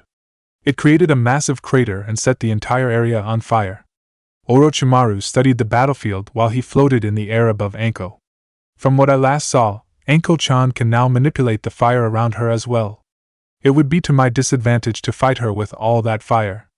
Then again, a smirk developed on Orochimaru's lips as an idea entered his head. Why just extinguish that when I can just put out every fire Anko could possibly ever use? Water style, rampaging water! The Sannin opened his mouth and released multiple streams of water from his mouth. The water collided with the flames on the battlefield, putting them out almost instantaneously. Anko attempted to dodge every stream of water, but one blast managed to hit her hard, knocking her back towards a nearby tree. After she was hit with one, Orochimaru unleashed another barrage of water blasts towards the Tokubetsu Jonin. Anko was hit by each one, causing a lot of damage to her. After receiving a 4th hit, the resulting force ended up destroying the tree Anko had hit, causing her to get sent flying backwards. She hit the ground hard. As the Tokubetsu Jonin struggled to stand up, the fire surrounding her body started to disappear. By the time she was standing all of the way up, the flare aura was completely extinguished. Orochimaru's smirk turned into a malicious grin as he rushed forward towards the woman. He grabbed her by the throat and held her up in the air. Anko struggled to breathe as she tried to resist him. As fancy as that technique of yours was, it's just fire. And like any fire, it can be extinguished with enough water, he commented, tightening his grip on her throat. Still, that was an impressive jutsu, and I'm curious just how much it augmented your fire-style jutsus. I'll have to figure how you designed it when I have some time to myself. You're never going to have the time. Anko mentally replied as she grabbed the arm Orochimaru was using to strangle her with her right hand. Hidden snake poison. A singular snake moved from underneath Anko's coat sleeve quickly and bit down on Orochimaru's arm. The Sannin's eyes widened and he winced in pain, loosening his grip on Anko's neck. The Tokubetsu Jonin took the opportunity to free herself. She then jumped backwards, placing more distance between her and Orochimaru. So you've also trained in your snake-related jutsu as well. I know you didn't know how to conjure a snake with that much poison beforehand, Orochimaru noted. Unlike before, he was not attempting to hide his displeasure at her new abilities. He was gritting his teeth in anger. If I wasn't a snake user myself, with a body used to those poisons, that probably could have killed me. That's the point, Anko replied between breaths. The Sannin stopped gritting his teeth and seemed to become excited again as he studied his former student. But still, after everything you've done so far in the battle, Anko, you look exhausted. Surely you aren't tired already? You're going to need more strength than that. On cue, Anko's curse mark started to activate again. Her eyes closed in pain as she felt the curse marks slowly glow on her neck. A few markings began to develop on her body, but they almost immediately started to recede. Another second passed before her curse mark stopped glowing and she opened her eyes in relief. You know you need more power to survive this fight with me, Anko-chan. Your subconscious wants to use the power I gave you years ago to fight me. Why aren't you using it? Don't you want to kill me? To get revenge for my attack on your students? Orochimaru questioned her tauntingly. That's not any power I'll use. Ever. You'll die whether or not I use it, she replied. The woman seemed to be making a more concentrated effort to control her breathing and calm herself down. She got into a stance to continue fighting. If you insist. Orochimaru chuckled. Whether you used it or not, the result will be the same. It's about time we finish this up, Anko-chan. Even though I had already used some of my energy in my fight with Orochimaru, I can't believe I spent so much time on these shinobi. Hiruzen sighed in frustration. I have become weaker in my old age. If this whole day has shown me anything, it's that I need to strengthen my body once more. Lying on the ground around him were the Sound 4 members. All 4 of them were lying in pools of blood with their curse marks completely receded. 3 of the members, Jirobo, Kidamaru, and Sakan, were dead. For a moment, Hiruzen focused on the 4th member of the ground, Tayuya. Unlike the other members of the Sound 4, the Sandaime Hokage had avoided attacking any of her organs. He simply knocked her unconscious. She would be in no condition to fight anytime soon, however, but she would live if she received proper medical treatment within the next 12 hours. The Hokage still wasn't quite certain why he had spared her life. She was a member of Orochimaru's elite soldiers in Otogekure. Amongst the list of all the shinobi under Orochimaru's command, she was high on the priority list to terminate. And yet, Hiruzen had unconsciously avoided killing her. It must be because of her hair. This is stupid of me, but I'm so curious if she really is one of them. If she is, then I suppose I could let her live a very controlled life. That family has already lost enough lives as it is. I wouldn't want to let another one pass away, especially if there is any possibility her loyalties to Orochimaru are based on circumstance. Hiruzen rationalized his thoughts. With his realization, the Hokage made a series of hand signs. He bit his thumb before slamming it on the ground. Summoning Jutsu! Appearing in a poof of smoke was a monkey that stood as tall as Hiruzen with brown, spiky hair. The monkey was wearing armor plates on his arms and legs that were colored red, gold, and silver. The monkey was also holding on to a brown staff that was almost as tall as his body. Ryukon, bring this girl here to Konoha and find somebody to give her medical attention. Once she is treated, take her weapons, bind her, and force her into prison. If she wakes up before her treatment, you have permission to knock her unconscious. Just prevent her from doing any damage to Konoha. Hiruzen ordered his summon. I will do what I can. The monkey, Ryukon, bowed in response before he picked up Tayuya's body and rushed away towards Konoha. After giving that order, Hiruzen continued forward on his pursuit towards Orochimaru. I hope you didn't waste too much fighting those 4 and summoning Ryukon, Sarutobi. If Orochimaru got away... Enma's voice trailed off.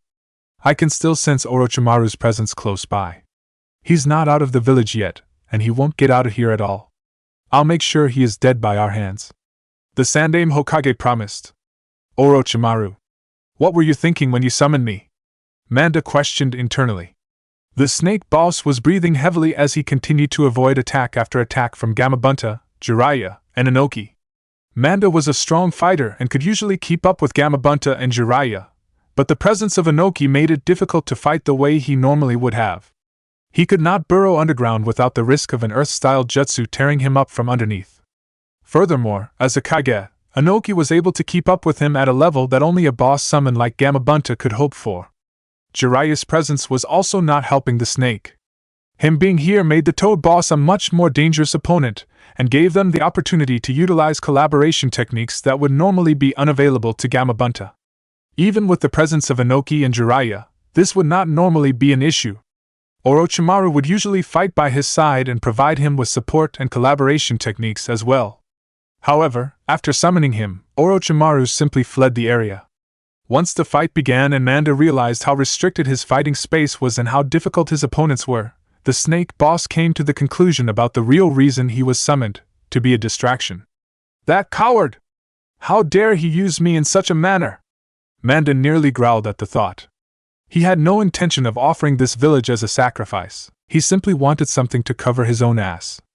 With that thought dominating his mind, Manda moved to the edge of the battlefield and closed his eyes as he spoke aloud in anger. I refuse to be part of a retreat plan for you, Orochimaru. I won't fight under these conditions. I'm retreating. And you better damn well not summon me again. You will pay for summoning like this, and you'll be lucky if you don't from your punishment. After making his declaration, Manda disappeared in a giant poof of smoke, returning to where he had been summoned from. Jiraiya, Gamabunta, and Inoki were now left alone. Their battle was over.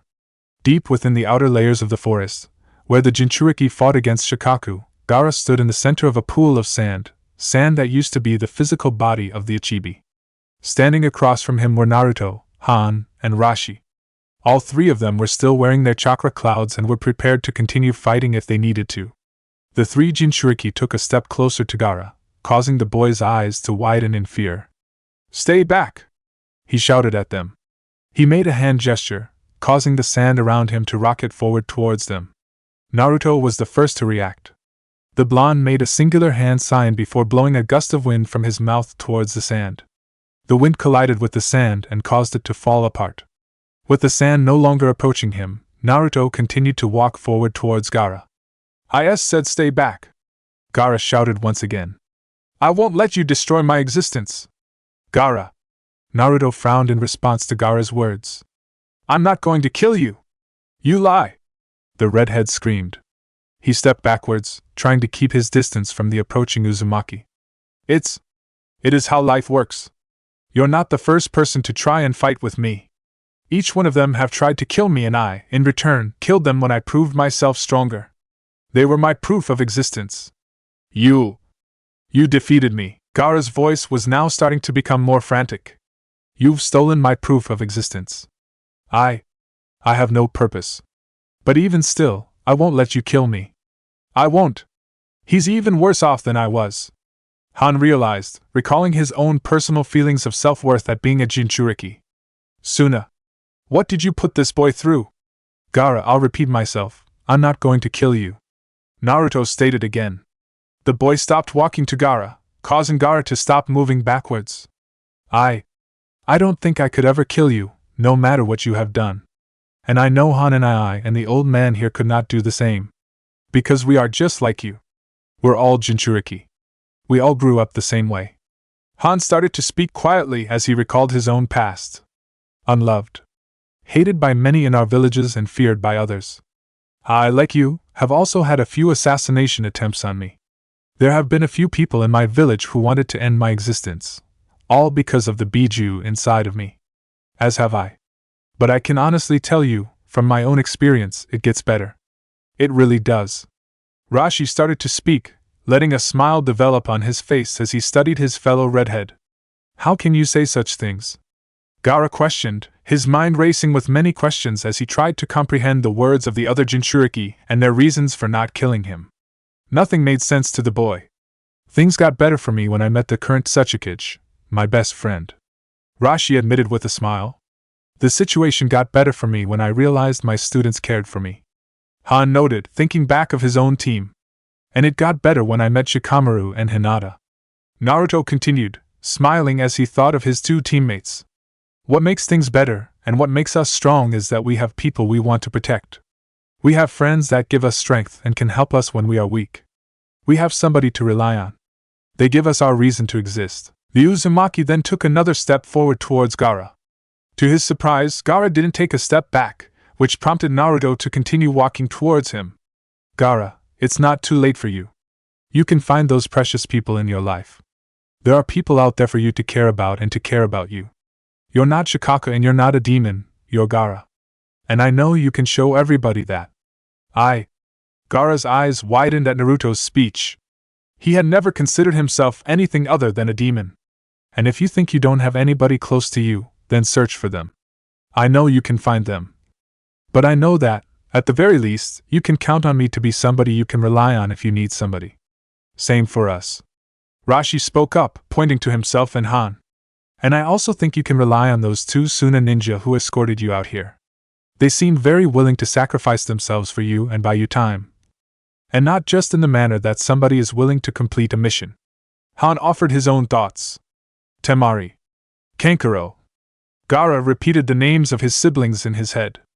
Naruto. Naruto-kun. The four Jinchuriki turned their heads toward the approaching voices. Hinata, along with Shikamaru, who was still on her back, rushed forward towards the group. Once they arrived at the battlefield, Hinata let Shikamaru get off her back. She then ran to Naruto and embraced him in a tight hug. "You're okay. Thank goodness," she exclaimed, tightening her hug. "Hinata." Naruto smiled, returning her hug. "I'm so glad you're alright as well." He then turned his attention towards Shikamaru. "You too, Shikamaru. Give it over here." The Nara smirked as he walked over and entered the hug. The three Jinchuriki watched the members of Team 3 with differing reactions. Han and Rashi seemed amused and happy at the relationship between the three Konoha genin. Gaara, on the other hand, looked at them as if he was piecing together information in his head. This relationship. This is what they were talking about. He realized. This is what makes them strong. This is what gives them reason to live. And they think I can obtain such a bond with others? You too. You fought my siblings. Are they alive? Gaara asked quietly. Team 3 broke their hug and turned to face Gaara. Hinata and Shikamaru looked surprised at Gaara. They seemed almost prepared to attack him if he tried to do anything, but Naruto gave them a look, telling them through nonverbal communication that everything was fine. Realizing that Gaara was no potential danger to Naruto, the two members spoke up. Your sister is alive. She's unconscious, but she'll be alright, Shikamaru answered. As is your brother. He won't be able to move his body for another few hours, but he's conscious and alive. Hinata spoke after the Nara. I see. Thank you. Gaara spoke to the two Konoha genin. I am going to try and find my siblings. Once I find them, I'll make sure to leave towards the village and surrender. We won't fight. With those words, Gaara started to walk off in the direction Hinata and Shikamaru came from. Naruto, along with Han and Rashi, smiled as they watched the Ichibi Jinchuriki leave. It's a start. That Naruto kid sure has a way with words. That boy may end up getting saved. Rashi realized. Kankuro. The Suna puppeteer, who'd been lying down on the ground in defeat and unable to move his body, turned his head and saw Gaara approaching him. He looked at his younger brother in surprise. Gee, Gaara! He gasped. What's going on? Did the fighting already stop? Is the war over? I don't know about the war. But they defeated me, Gaara answered quietly. The battle is over for me. I don't want to fight any longer. Kankuro looked on in complete shock, for as long as he could remember, his brother had been completely driven by his own personal bloodlust and rage. He always wanted to fight. Kankuro was stunned to hear such words come from Gaara's mouth.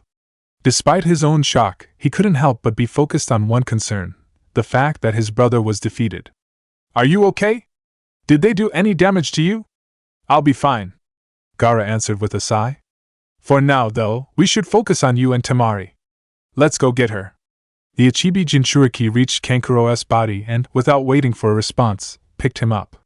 He then started to walk in the direction towards Temari's body, carrying Kankuro. I'm glad that you are okay, Kankuro.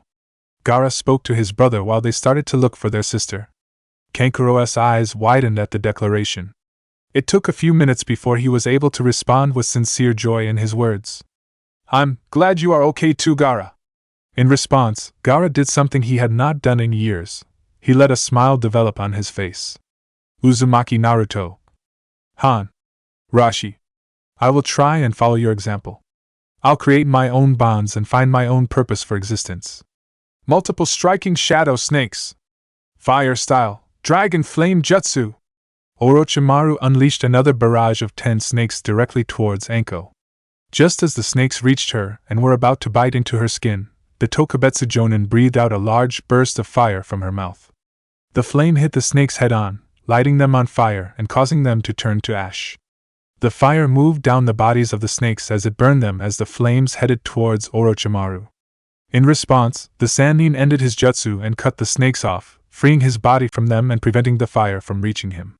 Once he was free, he jumped over to Anko and tossed a singular shuriken. Shuriken Shadow Clone Jutsu. The shuriken multiplied, creating 100 shuriken that flew towards his former student. Anko proceeded to jump up, avoiding most of the shuriken. A few, however, struck her and dug deep into her legs. She winced in pain before pulling them out. Seeing that she was weakened, Orochimaru rushed forward towards his student and delivered a punch to her face. Anko was knocked backwards slightly. Her former teacher moved forward to try and deliver another punch, but Anko was able to recover from his last and attack and defend herself. She blocked with her left arm and retaliated with a punch from her right hand. Orochimaru managed to catch it with his free hand. "Your taijutsu isn't nearly as intimidating without that flare aura, you know?" he taunted her. "Maybe. But…" Anko moved her left hand and grabbed onto the hand Orochimaru was using to hold on to her. She then gathered as much strength as she could to lift him up slightly. The eyes of the Sannin widened exponentially. "I'm still tough enough without it." She quickly tossed Orochimaru off from her towards a nearby tree. Orochimaru's back hit the tree hard. He groaned in pain. Anko then raised her hands and pointed them at him. "Hidden shadow snake hands!" Two snakes rushed from underneath the sleeves of Anko's coat towards Orochimaru's body. The snake Sannin, however, managed to recover from Anko's last attack fast enough to avoid the snakes. He sidestepped, avoiding their strike. He then grabbed onto their necks and pulled with enough force that Anko was sent flying towards him. She raised her hands in an attempt to block whatever his neck attack was going to be. Orochimaru, however, bypassed her guard and delivered a punch directly to her face. Anko was sent flying backwards in the original direction she was at. She rolled on the ground for a while before she finally stopped. Her nose was bleeding heavily after the punch. Anko attempted to stand up, but Orochimaru moved too fast and reached her before she could. He stomped on her back, causing the woman to cough up blood that stained the ground under her head. Orochimaru then dug his foot deeper into her back, causing her to writhe underneath his foot in pain. "It's been fun, Anko-chan, but I must say this is the end of our fight," Orochimaru commented. He pointed his left hand towards her body, and a snake slowly started to appear from his sleeve. "You've gotten better, yes, but did you honestly think you were going to kill me? Earth-style, ground imprisonment." Before Anko could respond to his question, the ground around the two shinobi started to rise. It quickly collided against Orochimaru's body, knocking him off his former student and freeing her. The ground then formed a circular binding around his entire body, preventing him from using any of his jutsu or from trying to escape. The only part of his body that was visible was his head. What the hell is this?" Orochimaru hissed as he struggled to break the ground. Now that she was free, Anko stood up slowly. She waited a moment to recover properly before she spoke to her former teacher, a smug grin on her face. "No, I didn't think I could kill you." "I know I couldn't. But that didn't mean I couldn't distract you for long enough, right, Hokage-sama?" "Right." Hiruzen jumped to the battlefield directly between Anko and the entrapped body of his former student. He gripped his staff tightly with his right hand. The left hand was lifted and seemed to completely encased in earth. It was this hand that had created Orochimaru's imprisonment. "Sarutobi-sensei! You!"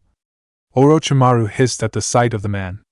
"I had only followed you because I saw that it would be 5 against 1 odds for Hokage-sama. When I saw him stop moving to fight the other 4, I knew you'd get away.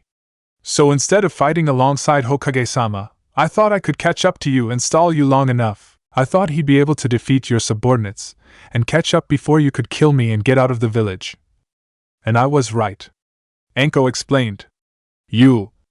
Orochimaru growled in response. He continued to struggle against the earth, but nothing was happening. His imprisonment was too strong and his body was too weak. "You're spent, Orochimaru. You've used so much chakra today and your fight with both me and Anko-san have worn you out. You don't even have enough chakra to escape that technique," Hiruzen informed his student sharply. "The Orochimaru I knew, the one I trained, would have never made such ridiculous and risky plans just to settle a grudge with his former village. But then again, the Orochimaru I taught would never have turned his back against Konoha the way you did." Hiruzen stopped talking for a moment as he turned his head towards Anko. "I have one question for you, Anko-san. Do you wish to kill him? Or do you care if I do it? My only goal was to make sure Orochimaru died. I don't care how it happened. That's all I want. You have just as much of a history with him as I do." "Hokage-sama, you go ahead," Anko told the Sandaime Hokage. Hiruzen nodded in understanding as he took a step forward. Orochimaru's eyes widened as realization slowly developed in his head. He had made too many miscalculations. He tried to have too much fun in his goal and it backfired. The man had completed his jutsu to obtain immortality by moving his soul from one body to another. Ever since then, Orochimaru had grown confident that there was not a single thing that could kill him. Yet here he was, trapped by a jutsu of his former teacher, because he had used too much of his strength and chakra in his previous fights to break free from it. Orochimaru had told himself he was immortal, but here he was, staring death directly in the eyes. This can't be happening. It can't! He mentally screamed, still processing what was happening. I can't die. I can't die like my mother and father. There's so much research that needs to be done. So many jutsus to discover. This is something that has been long overdue. This action years ago could have saved many lives and prevented this whole invasion. But now, I am going to fix my mistakes. For all those you have killed. And for the man you used to be. Farewell, Orochimaru. Hiruzen commented as he raised his staff. The Sandaime Hokage struck his former student in the neck with his staff. He hit the man with enough force that his head snapped off his body, killing him instantly. Orochimaru's head hit the ground. Hiruzen proceeded to release his jutsu, causing the rest of Orochimaru's body to fall to the ground next to it. With the instigator of the attack dead, the invasion was now officially over. Konoha had survived. Chapter 33: The Aftermath. Nighttime had fallen over Konoha. The Suna and Oto invaders had either retreated after the failed invasion or were placed in captivity in Konoha. Many of the shinobi and civilian villagers were celebrating the strength of their shinobi and the death of Orochimaru. There was even joint celebration with the IWA shinobi in the village. Their assistance proved valuable in holding off the Suna/Oto invaders and helped bridge the gap between the two former enemy villages. While most of the villagers were celebrating their victory, Mitarashi Anko was not one of them. After the death of Orochimaru, the Sandaime had forced her to go to the hospital. Once she was treated by a squad of medical shinobi and released home, she started to walk towards a small cemetery deep within the heart of Konoha. The Tokubetsu Jonin walked through the cemetery underneath the full moon's moonlight before she stopped at two tombstones. She was at the resting place for Jiken Mamoru and Moto Himura, her former teammates. Hey Mamoru! Hey Himura! It's been a while since I last paid you guys a visit, huh? Hopefully you both aren't too pissed at me. Anko spoke with a small chuckle. I've been really busy since the beginning of this year. The Hokage actually assigned me to a genin team. Can you guys believe it? Although she received no response, she could just hear the laughter from beyond the grave. Both her former teammates, although they treated Anko like a sister to them, considered her extremely irresponsible and immature at times. They often joked how awful of a Jonin sensei she would be. She actually joked with them about the same. Yeah, that happened. But they're good kids and I'm glad I got a hold of them. They're really going to be something one of these days. The Tokubetsu Jonin commented with a smile. The Chunin exams were today and I just know that they're all going to get promoted. Speaking of the Chunin exams though. Anko's voice started to trail off for a moment as she contemplated her words. Finally, she took a deep breath and started to speak. Konoha was invaded. Suna and this new village Oto attacked. Turns out the leader of this village was our former sensei, Orochimaru. I ended up fighting him face to face for a moment. I couldn't beat him. He was way too strong. But Hokage-sama arrived just in time. I distracted Orochimaru for long enough, and he was able to kill him. She stated. The Kunoichi sighed in relief as she, once again, thought about finally witnessing the death of Orochimaru. Yeah. Orochimaru is dead. He's finally gone. Tears started to develop in her eyes. The tears fell onto the tombstones of her former teammates. It's so surreal just thinking about. He's finally dead. The man who ended up killing you both is finally dead. I don't know what to say. Or do. Or think. Anko commented between her sobs. I just feel so relieved, yet so empty. He's finally gone, but my curse mark is still here. The damage he has done will never go away, and you two will never be coming back. Anko stopped talking for a moment, as if she was waiting for the tombstones to reply. She tried to imagine Mamoru and Himura looking at her and telling her something. For a moment, she felt nothing while standing in the cemetery. Then, in the corner of her eyes, she thought she saw the spirits of her two friends and teammates smiling at her. The two of them were nodding their heads at her, trying to tell her something nonverbally. he's gone. That's all that matters. Everything is going to be okay. The Tokubetsu Jonin rubbed the sleeve of her coat against her eyes, brushing away the tears. When she cleared her eyes, the image of her teammates was gone. She blinked in confusion and scanned the whole cemetery, looking for them again. They were, however, not present in the cemetery any longer. I think you two are right. Enko finally spoke up again as a smile developed on her face. She turned her attention back to the tombstones and continued to smile. He's gone. I had spent so much of my life worrying about him and focusing on killing him for what he did. But now that he's gone, I think I can finally put things to the side and actually live again. The Jonin sensei proceeded to walk away from the cemetery, the smile on her lips growing. I'll come back more often. I promise. Just know that I'll be okay. And one day, when I die, I'll have a lot of things to tell you too. I promise. With those words, Enko left the cemetery and returned to her apartment. She was unaware of the images of Mamoru and Himura returning. The spirits of her former teammates watched on with a smile on their lips as they watched her make the first steps towards a new life. This can't be happening. Not a single thing went according to plan. Yakushi Kabuto paced back and forth in a large room filled with beakers, blood samples, and textbooks. He was in one of Orochimaru's smaller laboratories, the only one that was still present in Konoha that the shinobi had not discovered and destroyed. As soon as the invasion failed, he hurried to the laboratory and hid in there. He needed to be somewhere safe where he could try and think about what had just happened and what his next plan of action should be. Orochimaru-sama is dead. He repeated that fact in his head. For the past few years, Kabuto had spent his life as Orochimaru's spy in Konoha and his right hand. He had spent his life before his service to the Sannin rotating allegiances, Root, Konoha, Orochimaru, and Sasori. These rotating allegiances and his own circumstances had him deeply confused about his own identity and what his purpose was in life. Finally, centering his loyalty to Orochimaru helped him come to an understanding of his own place in life. He had truly been happy for the first time in years when he pledged his true, honest loyalty to Orochimaru, knowing that he finally had an identity he could focus on. With the Sannin dead, Kabuto lost his identity. Now, the former right hand of Oto needed to create a new identity. Once again. Where do I go from here? Due to that debacle with Dosu, Konoha knows that I was a spy. I can't remain a shinobi here. And I can't go back to Sasori. He still believes that I was his mole within Orochimaru's ranks. With him dead, I serve no purpose to the man. He'd probably find some reason to kill me. Kabuto cursed mentally as he ran through options in his head.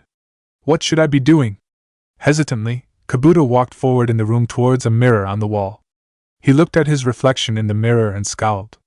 Just like when he was younger, when he was rotating his allegiances, he couldn't recognize his own reflection. He knew the man he was looking at was somebody named Yakushi Kabuto, but he had no idea who exactly that man was. He gripped his hand tightly and prepared to punch the mirror to destroy his reflection, but he stopped himself when he noticed something about his reflection. He was still wearing a forehead protector with the symbol for Otogekure on his head, the village Orochimaru had created. Orochimaru, finally, a smirk developed on Kabuto's face as he walked away from the mirror. Orochimaru-sama is dead. So I should honor his memory by continuing where he left off. I'll become immortal and learn every jutsu this world has to offer and more. Kabuto's eyes widened as his thoughts continued to develop. But why stop there? I can do more than just fulfill Orochimaru-sama's goals. There is so much I could do. So much I could become. With that thought, Kabuto moved to Orochimaru's textbooks and began to review the research notes the Sannin had left behind. The right hand of Otogekure, in his mind, now had a purpose in his life once again. Hokage-sama, Koharadano and Hamiradano have arrived. They wish to speak with you. A Konoha ANBU agent informed his village's leader. Hiruzen nodded his head in understanding. The ANBU proceeded to leave the room wordlessly, leaving the Hokage alone for a moment. It was surprising just how much one day can make somebody feel. Sarutobi Hiruzen had often joked with many people about his age and about being an old man. Today, however, was the first day he truly felt every year of his age. It had been a long time since he had been in intense, warlike combat, and it was in the face of an invasion by his former student, an invasion he could have prevented if he simply killed his student years ago. I can't be thinking like that. Hiruzen shook his head at the thoughts, reprimanding himself. The invasion was a failure. Suna realizes that they were duped and Orochimaru is now dead. His thoughts were interrupted at the sound of the door to his office opening up once again. Yutane Kohara and Mitokado Hamura, Hiruzen's advisors and former squadmates, walked into the room. Each of them were carrying a stack of papers. Hamura Koharu. Hiruzen greeted them with a nod. Do you have anything to report? We do. Hamura replied as he walked forward and laid his paper stack on the desk. He then took the top sheet of paper off and held it over to the Hokage. These are the confirmed statistics about the number of deaths in the invasion. Hiruzen nodded and immediately scanned the paper. His eyes widened at the sight of the numbers. No confirmed civilian casualties? He noted quietly. The evacuation attempts we made prior to the exams worked. We were able to get all civilians into hiding before Suna and Odo troops could begin their attack. Koharu commented. She let a small smile develop on her face. The information Jiraiya received from that Odo genin, Kinuta Dosu, was life-saving. Your student has done a great service to the village. For the first time all day, Hiruzen smiled at the news. What a relief! He then let a small chuckle out as he thought about Dosu. Jiraiya does deserve credit, but I think it was more than just him. Naruto was certainly involved at least. The Hokage made a note to remember this statistic, however. He had plans for Kinuta Dosu and this statistic would help his cause in that matter. Although we were lucky to get all of our civilians out of the combat unscathed, we did lose a decent amount of shinobi. And we have many more seriously wounded. Hamura spoke up. His words destroyed Hiruzen's smile as the Hokage was forced to recall the other statistics on the paper. Suna must pay for dash. No, Hamura. Hiruzen interrupted his former teammate. We will not be initiating war with Suna. They attacked under order of Orochimaru, who had killed the Yondaime Kazekage and took his place dash. That doesn't change the fact that they did attack. Hamura exclaimed curtly. We need to dash, Orochimaru is dead, their leader is dead, and they didn't even desire this conflict. Hiruzen stated, interrupting his teammate once again. I've already discussed this with Inoki earlier this morning and even he was willing to agree with me that we should not try to go to war with Suna for this. I'm going to say this one more time to you, Hamura. Konoha will not wage war. As you say. You are the Hokage, after all. Hamura replied dismissively. Hiruzen glared at his former teammate. Hamura was a man who prided himself on his ability to conceal his emotions and to be composed at any given moment. The Hokage, however, after spending nearly 60 years of his life working side by side with the man, could read his emotions quite well. Therefore, it disappointed Hiruzen to see his former teammate so frustrated and angry that Konoha was not going to attack Suna. God! How are you so hungry for war when even Ryotenda no Inoki doesn't desire it? Hiruzen shook his head. Danzo, you've really affected him in the worst way possible. Putting the issue with Suna aside, Koharu spoke up, ignoring the tension between her teammates. We have other issues to address. Koharu walked forward and placed her stack of papers next to the stack Hamura had set down on the desk. Most of those papers are records of all the property damage that was done during the invasion. I took the liberties of converting many of them into D-ranked missions. They just need your approval before we can start handing them out. Koharu informed him. Hiruzen nodded in understanding. Most of the active, uninjured shinobi were already participating in attempts to rebuild the village. Creating D-ranked missions would help focus the workload in Konoha. The genin could be assigned to these repair missions and would free up the schedules for the higher-ranking shinobi to continue with more demanding missions. There are also a few other papers related to economics and business partners that need your signature. You can check over those and sign if you wish. Koharu continued. Also, amongst those papers are the evaluations of the candidates for the Chunin exams. Although the invasion did happen and spoiled the conclusion, it is still important that we show the world that we can ignore the invasion and continue moving forward. And the best way to do that is just continue uninterrupted and select the Chunin. Yes, I understand. Hiruzen nodded in understanding. I'll make my decisions after looking over the evaluations. I'll have the Chunin chosen within the next 2 days. That was all we had for you. We should be leaving now, Hamura mentioned. He gave a bow before he left the room. Koharu took a brief look back to the other retreating advisor before she returned her focus to Hiruzen. She bowed her head. I suppose he has a point. That is all we had to report. Look over everything at your own time, but faster is preferred. She turned her back and began to walk away. As she began her walk, a smile crept onto her face. But Hiruzen, no matter what Hamura or Danzo may say, you saved many of the lives of Konoha citizens, especially the lives of those who wouldn't be able to fight back. You did well yesterday, Hokage-sama. The Sandaime Hokage smiled in response to his former teammate's words. He watched her leave the room and close the door. Once she was gone, he then turned his attention towards the piles of paperwork that both she and Hamura had given to him. He sighed as he took over the first sheet of paper he could reach. He knew today was going to be a long day. The Hokage couldn't complain too much, however. He, along with his village, could have been destroyed yesterday by his former student. The fact that he, and Konoha, was still alive was all that mattered. Hiruzen repeated that thought in his head as he focused on his paperwork with determination in his eyes. Hey, old man Tucci. I am Mizan. 3 bowls of miso ramen please, 1 for me and each of my friends. Naruto called out to the ramen chefs as he and his fellow Jinchuriki, Han and Rashi, took a seat at Ichiraku's ramen. Both Tucci and I am nodded before they got to work preparing the food. So this is the famous Ichiraku's that you wouldn't stop talking about. Han noted with an amused tone of voice. It seems rather quaint. I've been excited to try this place. I'm just excited to eat something. I haven't eaten all day today, so this better be good. Rashi commented with a chuckle. Trust me, it's good. It's going to change your life. Naruto declared excitedly. Ha! Rashi laughed loudly at that. I'll take your word on that, kid. My life has been pretty boring these past 60-something years and needs a good change. Naruto and Han laughed in response to Rashi's joke. The three then continued to chat about random topics. Rashi told Naruto a few of his experiences as a shinobi, and about his own life in IWA. Naruto, in return, answered every question Rashi asked about himself. Han mostly sat back and let his fellow Jinchuriki talk, occasionally commenting when he had something to add to the conversation.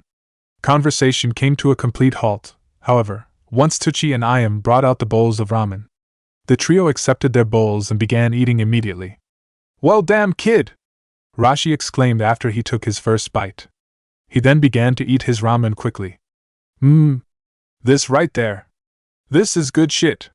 Han, unlike his fellow IWA shinobi, did not comment on his food while he was eating. He instead focused on finishing his bowl as fast as he could. Once he was done, he moved his bowl to the side and sighed contentedly. I must say, this is very good. I'm not normally a fan of ramen, but this was really good. Han noted. He then brought his right hand to his chin and thought. Although I suppose it could be a little bit spicier, we have a chicken curry ramen that we are working on. It's the spiciest thing we can make. Tucci spoke up. Han immediately turned his attention towards the ramen chef and nodded his head. Then I would like to try a bowl of it, please. Me too, Rashi declared as he finished his bowl. Naruto blinked in surprise as he watched Ayam and Tucci take away the empty bowls of ramen before they went to the back to start preparations for the next bowls. The blonde then turned his attention towards his own bowl of miso ramen, half eaten. Damn, I'm getting slow or something. I gotta pick up the pace. Thanks again for the invite, Naruto. It's nice to just kinda sit back, relax with some good company, and just enjoy some quality food. Rashi chuckled, still sighing in relief. His face almost instantly sobered up as he started to speak. Especially considering what happened here yesterday. Naruto nodded with a sigh. Yesterday was a hectic day. He was glad everything worked out fine in the end and that Konoha managed to hold back against the Suna/Oto invaders. But the whole day was still something that bothered him. It was his first experience to what a warlike combat would feel like. So, is that what war is like? Fighting just like yesterday, only going on for more days? Naruto questioned. Sorta. Rashi answered with a shrug. Honestly, I'd say wartime battles are worse, or at least the ones that I participated in. It's some scary shit. I would agree with that, Han mentioned with a sigh. I'm glad that everything worked out yesterday and that your friends were okay and Konoha was safe. Combat like that usually doesn't end so favorably for anybody.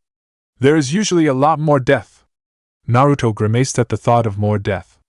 There were indeed casualties amongst the Konoha shinobi. Although the Uzumaki did not know anyone personally who died, he did see a few of their bodies. There was going to be a joint funeral in the next few days for all of shinobi who passed away. It was a scary thought to imagine multiple battles where even more of his fellow shinobi died. I'm just glad everybody's okay. Anko-sensei, Shikamaru, Hinata. Naruto's cheeks blushed at the thought of the Hyuga heiress and the kiss she had given him. His thoughts then started to focus on her. Hinata. Rashi noticed the tint of red on his cheeks almost immediately. The solemn look on his face vanished and was replaced by a sly, teasing grin. Hey kid! Your face just got red. Thinking about someone? Huh! Naruto blinked in response. Since he is blushing, I think it's safe to assume he's thinking of his teammate, Hyuga Hinata.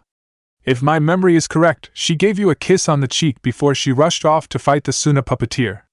Han noted as he gave the Kyuubi Jinchuriki an amused look. Am I right? Well, you see, that's... Naruto began to mumble as his cheeks reddened further. A few seconds passed before he simply sighed. Yeah. I'm thinking about her. Just thinking of my friends reminded me of her and that kiss. Is she your girlfriend? Rashi questioned curiously. Naruto shook his head in response. Then why were you red then? What is she to you? Naruto closed his eyes in deep thought for a moment before he started to speak. She's just a friend, one of my best friends actually. She's one of the first people to really try and get to know me and believe in me. She used to be really quiet, but she was always really nice, humble, and polite. She's opened up recently and has become a lot more talkative and even makes jokes. She's really funny and I always have an amazing time hanging out with her. She is also one of the most determined people I know and I respect her. She's precious to me. I don't consider myself particularly good at understanding relationships, but to me, it sounds like you have feelings for her. Han stated. I don't know. Naruto, once again, sighed. I guess I'm kinda like you then, Han and I. I'm not good with relationship stuff like this. I've only ever liked one girl in my life and, looking back, I realized I only liked her because she was one of the few people who gave me attention before I became friends with Hinata and Shikamaru. I really don't know what it means to like somebody. Naruto, if I told you that the sunglasses-wearing kid on Han's team liked Hinata, what would you do? Rashi questioned. Both Naruto and Han looked over to the older Jinchuriki in confusion. Naruto's confusion quickly turned to panic as he started to speak. Roto does? He likes her? But he can't. I mean, Hinata can't like him. I mean, they're from different villages and all. And well... Naruto's words started to trail off as he tried to think of more reasons why Hinata and Roto shouldn't get together. But you said it yourself, you didn't like Hinata, why would it be an issue then if somebody else liked her? Rashi asked, his teasing grin becoming even wider. Because if that was the case, then you shouldn't be jealous. Naruto's eyes widened in response at the revelation. He looked downwards as he contemplated Rashi's words and the feeling he felt when he thought of the possibility of Hinata being together with Roto. I guess you're right. I guess I do like Hinata, he admitted. A small smile developed on his face and he felt a little more comfortable with the idea now that he had said it. Yeah. I guess I do. I should probably talk to her sometime soon then. If she kissed me, maybe she feels the same way. Hopefully. Yeah, go for it, kid. That's the spirit. Rashi encouraged with a laugh. Just maybe give it a few days or so and let this whole invasion thing calm down a bit. But yeah, I'd suggest just talking with her and see where it goes. Han chuckled quietly to himself, but nodded to show Naruto that he agreed with the advice of his fellow IWA Jonin. The Uzumaki gave both of them a smile, appreciating them listening to him. He then turned his attention back to the bowl of ramen in front of him. He was about to start eating again when a Konoha ENBU agent approached the restaurant and put his hand on Naruto's shoulder. Uzumaki Naruto, you have been summoned by Hokage-sama. The ANBU requested. Naruto, along with Han and Rashi, looked at the ANBU agent with confusion evident in their eyes. What does the old man want with me? Naruto questioned. He has a request for you to deliver something to someone, along with a message. The ANBU replied. He'll explain when you get to his office. Just follow me there, if you please. Naruto frowned in response. He wasn't one to ignore a request from the Hokage, but he was having fun with his fellow Jinchuriki. With a sigh, he turned his attention towards Han and Rashi and gave them a small smile. Well, it was fun while it lasted. I'll try and see you guys again for lunch some other time. Naruto told them. Good luck with whatever you have to do, Naruto. Han bowed his head in response, a gesture that Rashi mimicked. The Uzumaki chuckled as he left the area, leaving the two IWA Jonin alone at Ichiraku's. He's a good kid. And kinda funny. Rashi commented with a chuckle. Don't think I've seen anybody that red since the day Anoki met his wife. Love is a strange thing. I don't pretend to understand it. Han admitted. But whatever makes them happy, I guess. Naruto deserves happiness, after all. Rashi nodded his head in agreement. He opened his mouth to reply to his friend when he noticed Tucci come forward, holding 2 bowls of chicken curry ramen. He placed them in front of both IWA Jinchuriki. They both thanked the man and took their first bite. They each had their eyes widen in response. This is the food of the gods. Rashi commented in a daze. I concur. Han nodded his head dumbly. His eyes were focused solely on his ramen. In just a few seconds, the 2 men slurped down their food and immediately requested seconds. Tucci chuckled to himself as he prepared more bowls for them. He assumed that both IWA Jinchuriki, while they were still in Konoha, were going to be a lot of business for him. After his brief meeting with the Sandaime Hokage, Naruto was escorted by an ANBU agent to the Hokage's mansion. The blonde was gripping a Konoha forehead protector in his right hand tightly. He was then brought through a trapdoor in the ground outside of the mansion. The Uzumaki and the ANBU agent went through the door and walked through a cave-like hallway underneath the mansion. At the end of the hallway was a brown door. The ANBU agent stopped walking. This is where he is. When you are finished, report to Hokage-sama about his response. The shinobi stated before he made a hand sign and disappeared in a poof of smoke. With the ANBU gone, Naruto continued to walk forward to the door by himself. He opened it and walked inside the dark, plain room. The only things present in the room were a small, simple bed in the corner, and the bandage-wearing genin lying on top of it. The sound of the door opening alerted the occupant of the room, causing him to wake up from his sleep and look towards Naruto with his visible eye. Dosu! It's good to see you again. Naruto smiled at the boy as he walked forward towards him. Dosu blinked in response at the sight of the blonde. He had not spoken with Jiraiya or the Hokage in a few days, and considering that yesterday was supposed to be the day of the invasion, he assumed that Orochimaru must have succeeded. Seeing Naruto, perfectly fine and okay, assured him that the invasion, at the very least, wasn't a total success. It was also a major relief for him to see that the blonde survived and was okay. Naruto! It's great to see you again as well, Dosu stated, smiling behind the bandages over his mouth. You know, I was freaking out these past few weeks about you, wondering where you were and if you were okay. Naruto admitted with a laugh. My apologies. The former Oto genin chuckled in response. If it's any consolation, I was worried about your safety yesterday. I'm glad you are alright, Naruto. It's all thanks to you that Konoha's safe, Dosu, the Uzumaki stated. Dosu's visible eye widened in response, urging Naruto to continue speaking. Everything you told the Hokage about the invasion helped him prepare for it. You may have well saved his life and saved the lives of many villagers. Hell, you may have saved my own life. I see that you were informed about everything then, Dosu commented with a sigh, a scowl developing on his face. Naruto now knew about Otogekyou's leader and knew precisely what the purpose of the Oto shinobi were during the exams. Do you hate me, Naruto? For being a part of Oto? Huh! Naruto blinked in confusion at the question. He then immediately shook his head rapidly. No! I was surprised to hear everything I learned about Oto. Honestly, I really couldn't imagine you working with a man like him. But you ended up doing the right thing and siding against him and his village. And again, everything you said managed to save so many lives and ensure that Orochimaru died. Dosu closed his eyes at that statement. Orochimaru is dead. His initial feeling was guilt at the thought of betraying the man who gave him a second chance at life. This feeling went away almost immediately as he shook his head. He was using me. He had no loyalty towards me or the other Oto shinobi. He even sent Kabuto to kill me. No, guilt is the last thing I should be feeling. Instead of his guilt, Dosu turned his focus towards Naruto's words on his actions. This caused him, once again, to smile underneath his bandages. I'm relieved that you don't hate me, Naruto-san, he admitted. I couldn't hate you, Dosu. Besides everything you did for Konoha, you're my friend. That's not going to change, the Uzumaki declared. You're my friend too, Naruto. My first real friend, honestly. The Oto Genin realized. Anyway, as much as I am here to talk and see how you are doing, I am also here to let you know that the invasion failed and that Oto has been removed from the village. It's safe for you to come out of this room now and re-enter the village, Naruto informed with a smile. He then held out the hand that was holding the Konoha forehead protector and showed it to the boy. I was also told to offer this to you. Old man Hokage wants to thank you properly for everything you did for Konoha, and he wants to offer you shinobi status. Dosa's visible eye, once again, widened in shock. Why? He questioned. I was with Oto.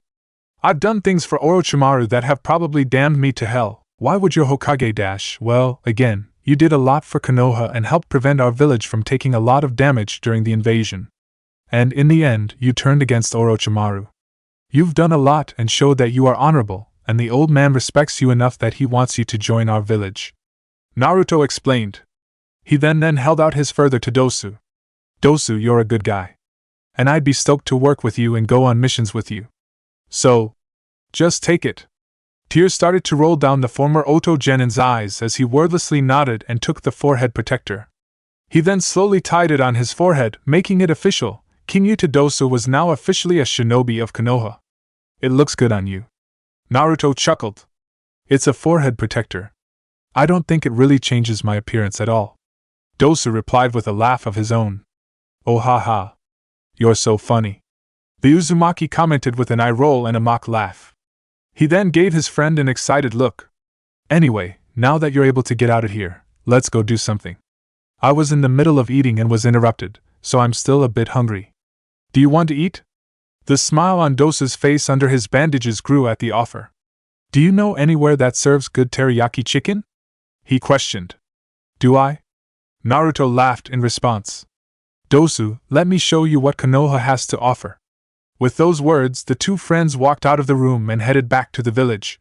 The only that remained in the room was a discarded forehead protector with the Otogekure symbol on it. You wanted to see me, Hokage-sama?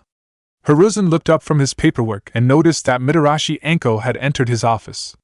The man nodded his head, urging the woman to take a seat in the chair in front of his desk. Her eyes were focused solely on the Hokage. Your eyes are drooping. Did you get any sleep last night? She questioned. Of course not. Hiruzen replied with a chuckle, and I began work immediately, starting on all of this paperwork. A lot of work needs to get done, thanks to this invasion. I see. Anko nodded her head in understanding. Hopefully I won't take too much of your time then. What's going on? It's nothing too much. I just wanted to thank you for your service yesterday again. If it wasn't for you, I believe Orochimaru could have easily escaped the village. I'm proud that you were able to hold him off as long as you could. The Sandaime Hokage informed her. I'm glad I was able to help. Anko responded. A scowl then developed on her face. What did you do with the body again? We've already given it to a group of our medics. They're investigating it and studying it for any secrets. Hiruzen answered. His face twisted into a scowl. The investigation is still going underway, but one thing we did prove, however, was that Orochimaru's body was that of a woman. Anko blinked in confusion. Excuse me? I suppose you never learned about Orochimaru's immortality technique that he was working on. The Hokage sighed in response. The Sandaime took the moment to explain to Anko the specifics behind Orochimaru's immortality jutsu. He informed her how Orochimaru transferred his soul into a new body, taking it over and becoming the person. The Hokage then informed her of his intentions to keep transferring to new bodies, preventing himself from ever dying naturally and, so long as he did not die in combat, keeping him alive forever. After hearing about the technique, Anko's eyes narrowed in rage. It wasn't difficult for her to imagine Orochimaru kidnapping some young woman and forcing his soul into her body, killing her in the process, and taking over her body completely. She could easily imagine him doing this over and over again over the years. If he had it his way, death would have never come to him at all and he would have avoided the punishment he so rightfully deserved. Deep breaths Anko. He's dead, she told herself, trying to calm herself down. The kunoichi took a few seconds to calm herself down before she finally focused her attention on the Hokage once again. I understand your anger, Anko. I feel the same way. I pity the woman whose body we are studying. She is one more victim I could have saved if I had just killed Orochimaru years ago. Hiruzen sighed. Regardless, Orochimaru wasn't why I called you in here. I wanted to inform you of something important that concerns you. The Hokage pulled out a sheet of paper and handed it to the kunoichi in front of her. Anko only looked at the top of the sheet of paper before her eyes widened. Hokage-sama. Do you mean? She started to mumble, unable to fully process what she was reading. That's right, Anko. It's about time we removed the Tokubetsu in your title. Congratulations on your promotion to Jonin. A grin developed on Anko's face as she stood up from the chair and she bowed elaborately at the man in front of her. It's about damn time I reached Jonin. You won't regret this, Hokage-sama. I know I won't. Truth be told, I had been looking for a reason to promote you now for a while. You well earned it, Anko. Hiruzen chuckled in response. The newly appointed Jonin opened her mouth to say something in response, but she was interrupted as a medic shinobi entered the room, carrying a report in his hands. Hokage-sama, I'm sorry to interrupt. However, I wanted to let you know that the blood sample of the special prisoner has been analyzed. The medic spoke to the Hokage. Hiruzen's eyes focused solely on the man. And the results? Positive. It's just as you suspected, he answered. The Sandame's eyes widened at the information. He then stood up from his own desk and walked towards the door. Forgive me, Anko, but I'm going to cut this meeting short. I'm going to have to visit somebody and see something that I've been suspecting for a while. We can talk a little more and make the arrangements regarding your promotion. Hiruzen informed her. Once again, though, congratulations. Hiruzen, along with the medical shinobi, left the Hokage's office. Anko was left alone for a moment. She took a second, staring back and forth between the door to the office and the paper in her hands. Finally, with a shrug, she started to walk towards the door and leave the room. The entire way, her mind was focused on the conversation she had just had with the Sandame. I'm a Jonin, I'm a Jonin, I'm a Jonin, I'm a motherfucking Jonin. She chanted in her mind excitedly. This was something worth celebrating. Anko already had an order of dango placed once she arrived at Dangoya. I knew you'd come eventually. Hiruzen gave no reply as he walked inside the prison cell. He then continued to walk until he was face to face with the prisoner inside, Tayuya. The former member of the Sound Four was currently lying on a small bed in the room. A seal was placed on her arm that prevented her from accessing any of her chakra and kept her from trying to break out of the room. I'm sorry this meeting took so long. It's been rather busy since the invasion. Hiruzen replied with a neutral tone of voice. PSH. Yeah? Busy. I get it. Tayuya rolled her eyes. Well, you're here now. Let's just get this over, you old piece of shit. Her hands then went to the bottom of her shirt, and she started to lift it up. Just know that I won't fucking forget this. I'll get my revenge for this somehow. Hiruzen blinked in response to her actions and blushed slightly. The woman in front of him had now taken off her top. Her hands were then going for her bra.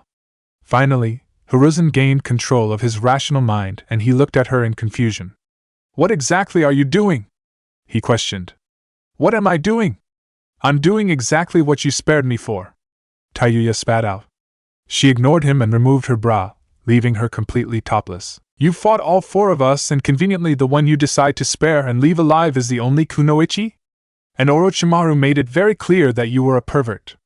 Your intentions are laughably unsubtle. Fucking perverted old man! The woman hissed. Having said that, I do want to live, so I'll accept your perverted stipulations. But mark my words, I don't know how, but I'll make you pay for this. I'll make you fucking dash. I am not a pervert, and I am not somebody who would ever force a prisoner into sex. I don't know what man Orochimaru told you I was, but I am not him. Now put on your clothes. Now! Hiruzen ordered with a scowl on his face, unconsciously releasing some of his killing intent. Her accusations insulted him, and he wasn't going to let them slide by. His words, along with the killing intent, shocked Tayuya. The former Sound Four member stared at him in fright for a moment before she finally regained her composure. Realizing that she was wrong about his intentions, she put her bra and her shirt back on. Now fully clothed once again, she focused her attention solely on glaring at the man. Then why did you spare me? What do you want from me? Tayuya questioned with a bitter chuckle. I heard you killed Orochimaru from one of the prison guards. What information could I possibly have that you'd find valuable? There is plenty of information you could give. Information that I will indeed find out. Hiruzen spoke neutrally in response. But I must admit, that's not why I spared you. To be completely honest, I wasn't sure why I didn't kill you in battle. It was almost an unconscious decision. The Hokage let a small, humorless chuckle escape his lips. I guess I've seen too many Uzumaki die in my lifetime to personally kill another. Silence filled the entire room. Tayuya's face became blank for a few seconds. Finally, her face hardened into an angry, annoyed expression. So you believe that bullshit stereotype that anybody with red hair is a fucking Uzumaki, huh? God, you really are a dense motherfucker. Some leader you are. She spat out. What about Dash? I realize it's a stereotype, but it's a stereotype for a reason. Red hair is very rare outside of that clan, especially the shade of red hair that you have. Hiruzen stated, interrupting Tayuya's angry rant. Besides, I had one of my shinobi do a blood check of you while you were unconscious from our battle and it confirmed my suspicious. You are an Uzumaki. Tayuya's anger away immediately as a concerned look crossed her face. The woman took a deep breath before she started to speak up once again. Since you already know, then fine. I'm an Uzumaki. Uzumaki Tayuya, at your service. She grumbled in response. So, what does this mean now? Why does it matter if I'm an Uzumaki? You're not going to put me in one of those bullshit breeding programs Kumo has, are you? No! Hiruzen declared immediately. A frown crossed his lips at the accusation. Just how cynical are you? He shook his head, pushing the thoughts away before turning his attention back to the woman in front of him. I was simply curious about meeting an Uzumaki. I then wanted to ask some questions about your loyalties to Orochimaru. If you're cooperative.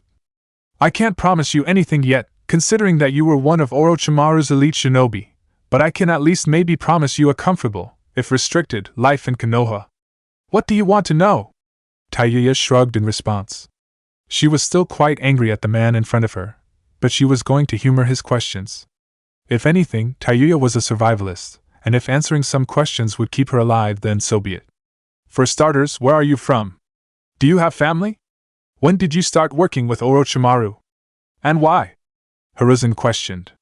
You don't beat around the bush, do you, old man? Tayuya rolled her eyes. To answer your questions, I'm from Ta no Kuni. Lived there my whole life. I lived with my parents, two Uzumaki clan members who were very proud about our heritage, but they died a long time ago. No siblings and no other immediate family around. I knew there are other Uzumaki out there somewhere in the world, but I didn't know where any of them were. After all, our kind was scattered after the fall of Yuzushiogakure. Tayuya's hands tightened into fists at the mention of the old village of the Uzumaki clan. I met Orochimaru when I was around 10. He found me playing my flute for some spare change and he recognized my heritage immediately. After talking with him for a while, we struck a deal. Deal? Hiruzen repeated the word, prodding the former Sound 4 member to continue. Contrary to popular belief, not all of Orochimaru's shinobi agreed with his actions or what he did. He was a fucked up human being. All of the members of the Sound 4 knew that. But we also knew that he is a man with connections that ultimately made him a great ally to have. We all had other purposes for working with him. Tayuya explained. For me personally, I joined up with Orochimaru in hopes that, through the connections he has made, I would be able to find some of the other Uzumaki clan members scattered across the elemental nations. And once I found enough, I'd defect from Orochimaru and form a village with my clansmen in honor of our clan. Finding other Uzumaki? Making a village solely of Uzumaki clan members? She's much more ambitious than I thought. Hiruzen realized as he continued to study the woman in front of him. Did Orochimaru honor his word? Have you met any other Uzumaki? We ran into one, a girl 1 year younger than me named Karen from Kusugakure. The former Sound 4 member noted. Orochimaru was actually in the process of trying to get her to defect her village and head to Oto. I guess considering he's dead, he can't continue his attempts and she'll still be in Kusa. The kunoichi then proceeded to sigh. Other than her though, I haven't met any others. I was too busy training and doing some stupid bullshit errands for Orochimaru to properly continue my search. So that is what you intend on doing, to search for your clansmen? Hiruzen commented. Tayuya's eyes narrowed at the Sandaime in anger. As if I'm going to have the opportunity to do that while I'm stuck in prison. Don't make me laugh, old man. I never said you would remain in prison.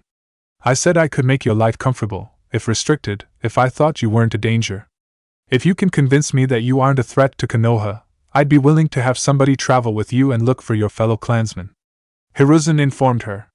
He then started to chuckle slightly. "After all, you have a cousin here in this village that I feel would really like to know he had family alive in this world." The former Sound 4 member was prepared to go on a rant about Hiruzen's promise to help her in her search for her clan members, but the rant died on her tongue once he finished. She looked at him in disbelief. "Why, your village has an Uzumaki?" she questioned. Her entire tone of voice changed. There was no hint of anger or frustration in it, only shock and hope. The Sandaime nodded his head in affirmation. "Uzumaki Naruto. And believe me, Tayuya, I really do want to help you, if for no other reason than I want Naruto-kun to be able to have a family." He then gave the kunoichi a serious look. "Therefore, I need proof that you are willing to be cooperative, and that you won't be a threat to my village. If you can prove that to me, then I'll help."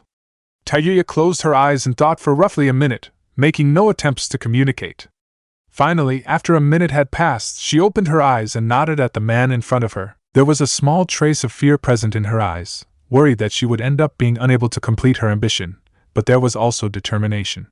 "Then what would it take for me to convince you these things?" she questioned. Hiruzen smiled at her in response. "Let's talk and we'll see what we can do."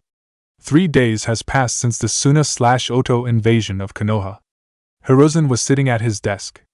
Standing to his side were Inoki and the Chunin exam proctors, Marino Ibiki, Yuhi Kurenai, and Shirani Ginma. In front of them were 5 of the participants in the exams: Uzumaki Naruto, Nara Shikamaru, Hyuga Hinata, Uchiha Sasuke, and Kuratsuchi. "After reviewing the evaluations of your exams and witnessing the fights and potential that I saw in all 5 of you, I believe that you have 5 had earned your promotions to Chunin," Hiruzen spoke up. "Inoki-san here has agreed with me, and the council and proctors had no agreement. From this day forward, you are all Chunin."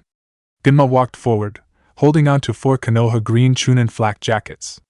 One by one, the Konoha shinobi walked forward and accepted one from the exam proctor. Naruto received his first, and quickly put it on over his clothes. Shikamaru received his, followed by Hinata, and then Sasuke.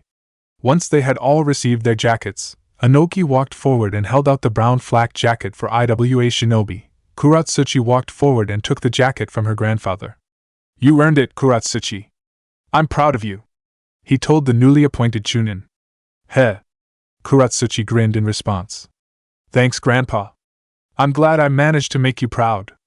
Naruto had a grin of his own on his face as his eyes focused on himself, his teammates, Sasuke, and Kuratsuchi. "We're Chunin. We've been promoted already. It's just going to end up being more work now." Shikamaru sighed in response. Despite appearing to be indifferent and frustrated, the Nara did have a smirk on his face, showing that he was indeed proud of his work. "You need to do more work, lazy ass," Kuratsuchi informed him sharply as she returned to her position next to the other newly appointed Chunin. Her comment caused both Naruto and Hinata to laugh and caused Shikamaru to scowl in response. Even Sasuke was amused by the interaction around him. However, the last Uchiha was focused on his own flak jacket. "I'm a Chunin now. I'm getting stronger and stronger. I'm getting closer to you, Itachi," he told himself, allowing a smirk to develop on his face. He could tell that his strength was growing. It was only a matter of time before he would be able to properly fight his brother in battle. "That was all I had for you all. You are all dismissed, with the exception of Naruto," Hiruzen stated. The newly appointed Chunin gave a curious look to the Hokage before they all nodded in understanding. Kuratsuchi, in particular, walked over to the door of the Hokage's office. "So, I'm going to go get lunch somewhere. Grandpa's paying. Anybody want to come with?" she questioned. Inoki's eyes widened at the declaration. Before he could say anything, however, the people around him started to speak up. "I'd love to come," Hinata answered politely. "Why not? I got nothing better to do," Shikamaru responded with a chuckle. "I'll come," Sasuke commented. He wasn't a person who enjoyed company, but he was hungry. Besides, he was interested in maybe sparring Shikamaru or Kuratsuchi at some point soon and would want to make arrangements with them. "We'll pass, sorry. We've already made plans." Kurenai spoke up for the other Chunin exam proctors. "Understood." Kuratsuchi nodded in understanding. She then turned her head towards Naruto and gave him a thumbs up. Head over to that barbecue place downtown when your meeting's over. That's where we'll be at. See you soon, Naruto. With those words, the newly appointed Chunin left the room. They were followed the Chunin exam proctors. Once they were gone, Inoki finally managed to get his ability to speak back. Kuratsuchi, I said I would pay for your lunch today. I never said anything about covering for a whole group. Get back here! He shouted as he left the room quickly. Almost immediately after he left the room, a loud crashing noise could be heard in the hallway, along with a meek whisper of my back. Naruto and Hiruzen both laughed loudly at that. Man, I didn't realize that Sachikage was so funny. With everything Kuratsuchi said about him, I thought he was going to be this loud, obnoxious old man. Naruto noted in between his laughs. Yes, Inoki is a lot different than I remembered when I first met him. Regardless, he has always been an interesting character. Hiruzen commented, trying to contain his own laughter. He was, however, failing to do so. A few seconds passed before the two managed to calm down. Once they both were calm, they turned to face each other and prepared for their own meeting. So what's up, old man? Got anything you wanted to tell me in particular? Naruto questioned innocently and cheerfully. Hiruzen nodded his head. The Hokage seemed tense about the approaching conversation. I do, Naruto-kun. I have news that I was planning on telling you, news that was going to wait until you turned 18 or when you reached the rank of Chunin. Whichever came first. Obviously, you are a Chunin now. Therefore, I believe you are mature enough to know. The Sandaime Hokage's voice started to trail off slightly. Know about what? Naruto questioned with a frown on his face. Hiruzen remained quiet for a few moments. He had been preparing for this conversation for years, planning exactly how it was going to go and what he would say. All of the explanations he had planned were, ultimately, escaping him now that he was finally in the moment. The Sandaime Hokage took a deep breath, calming himself down, before he finally started to talk to Naruto about the topic. I suppose it's about time we talked about your parents.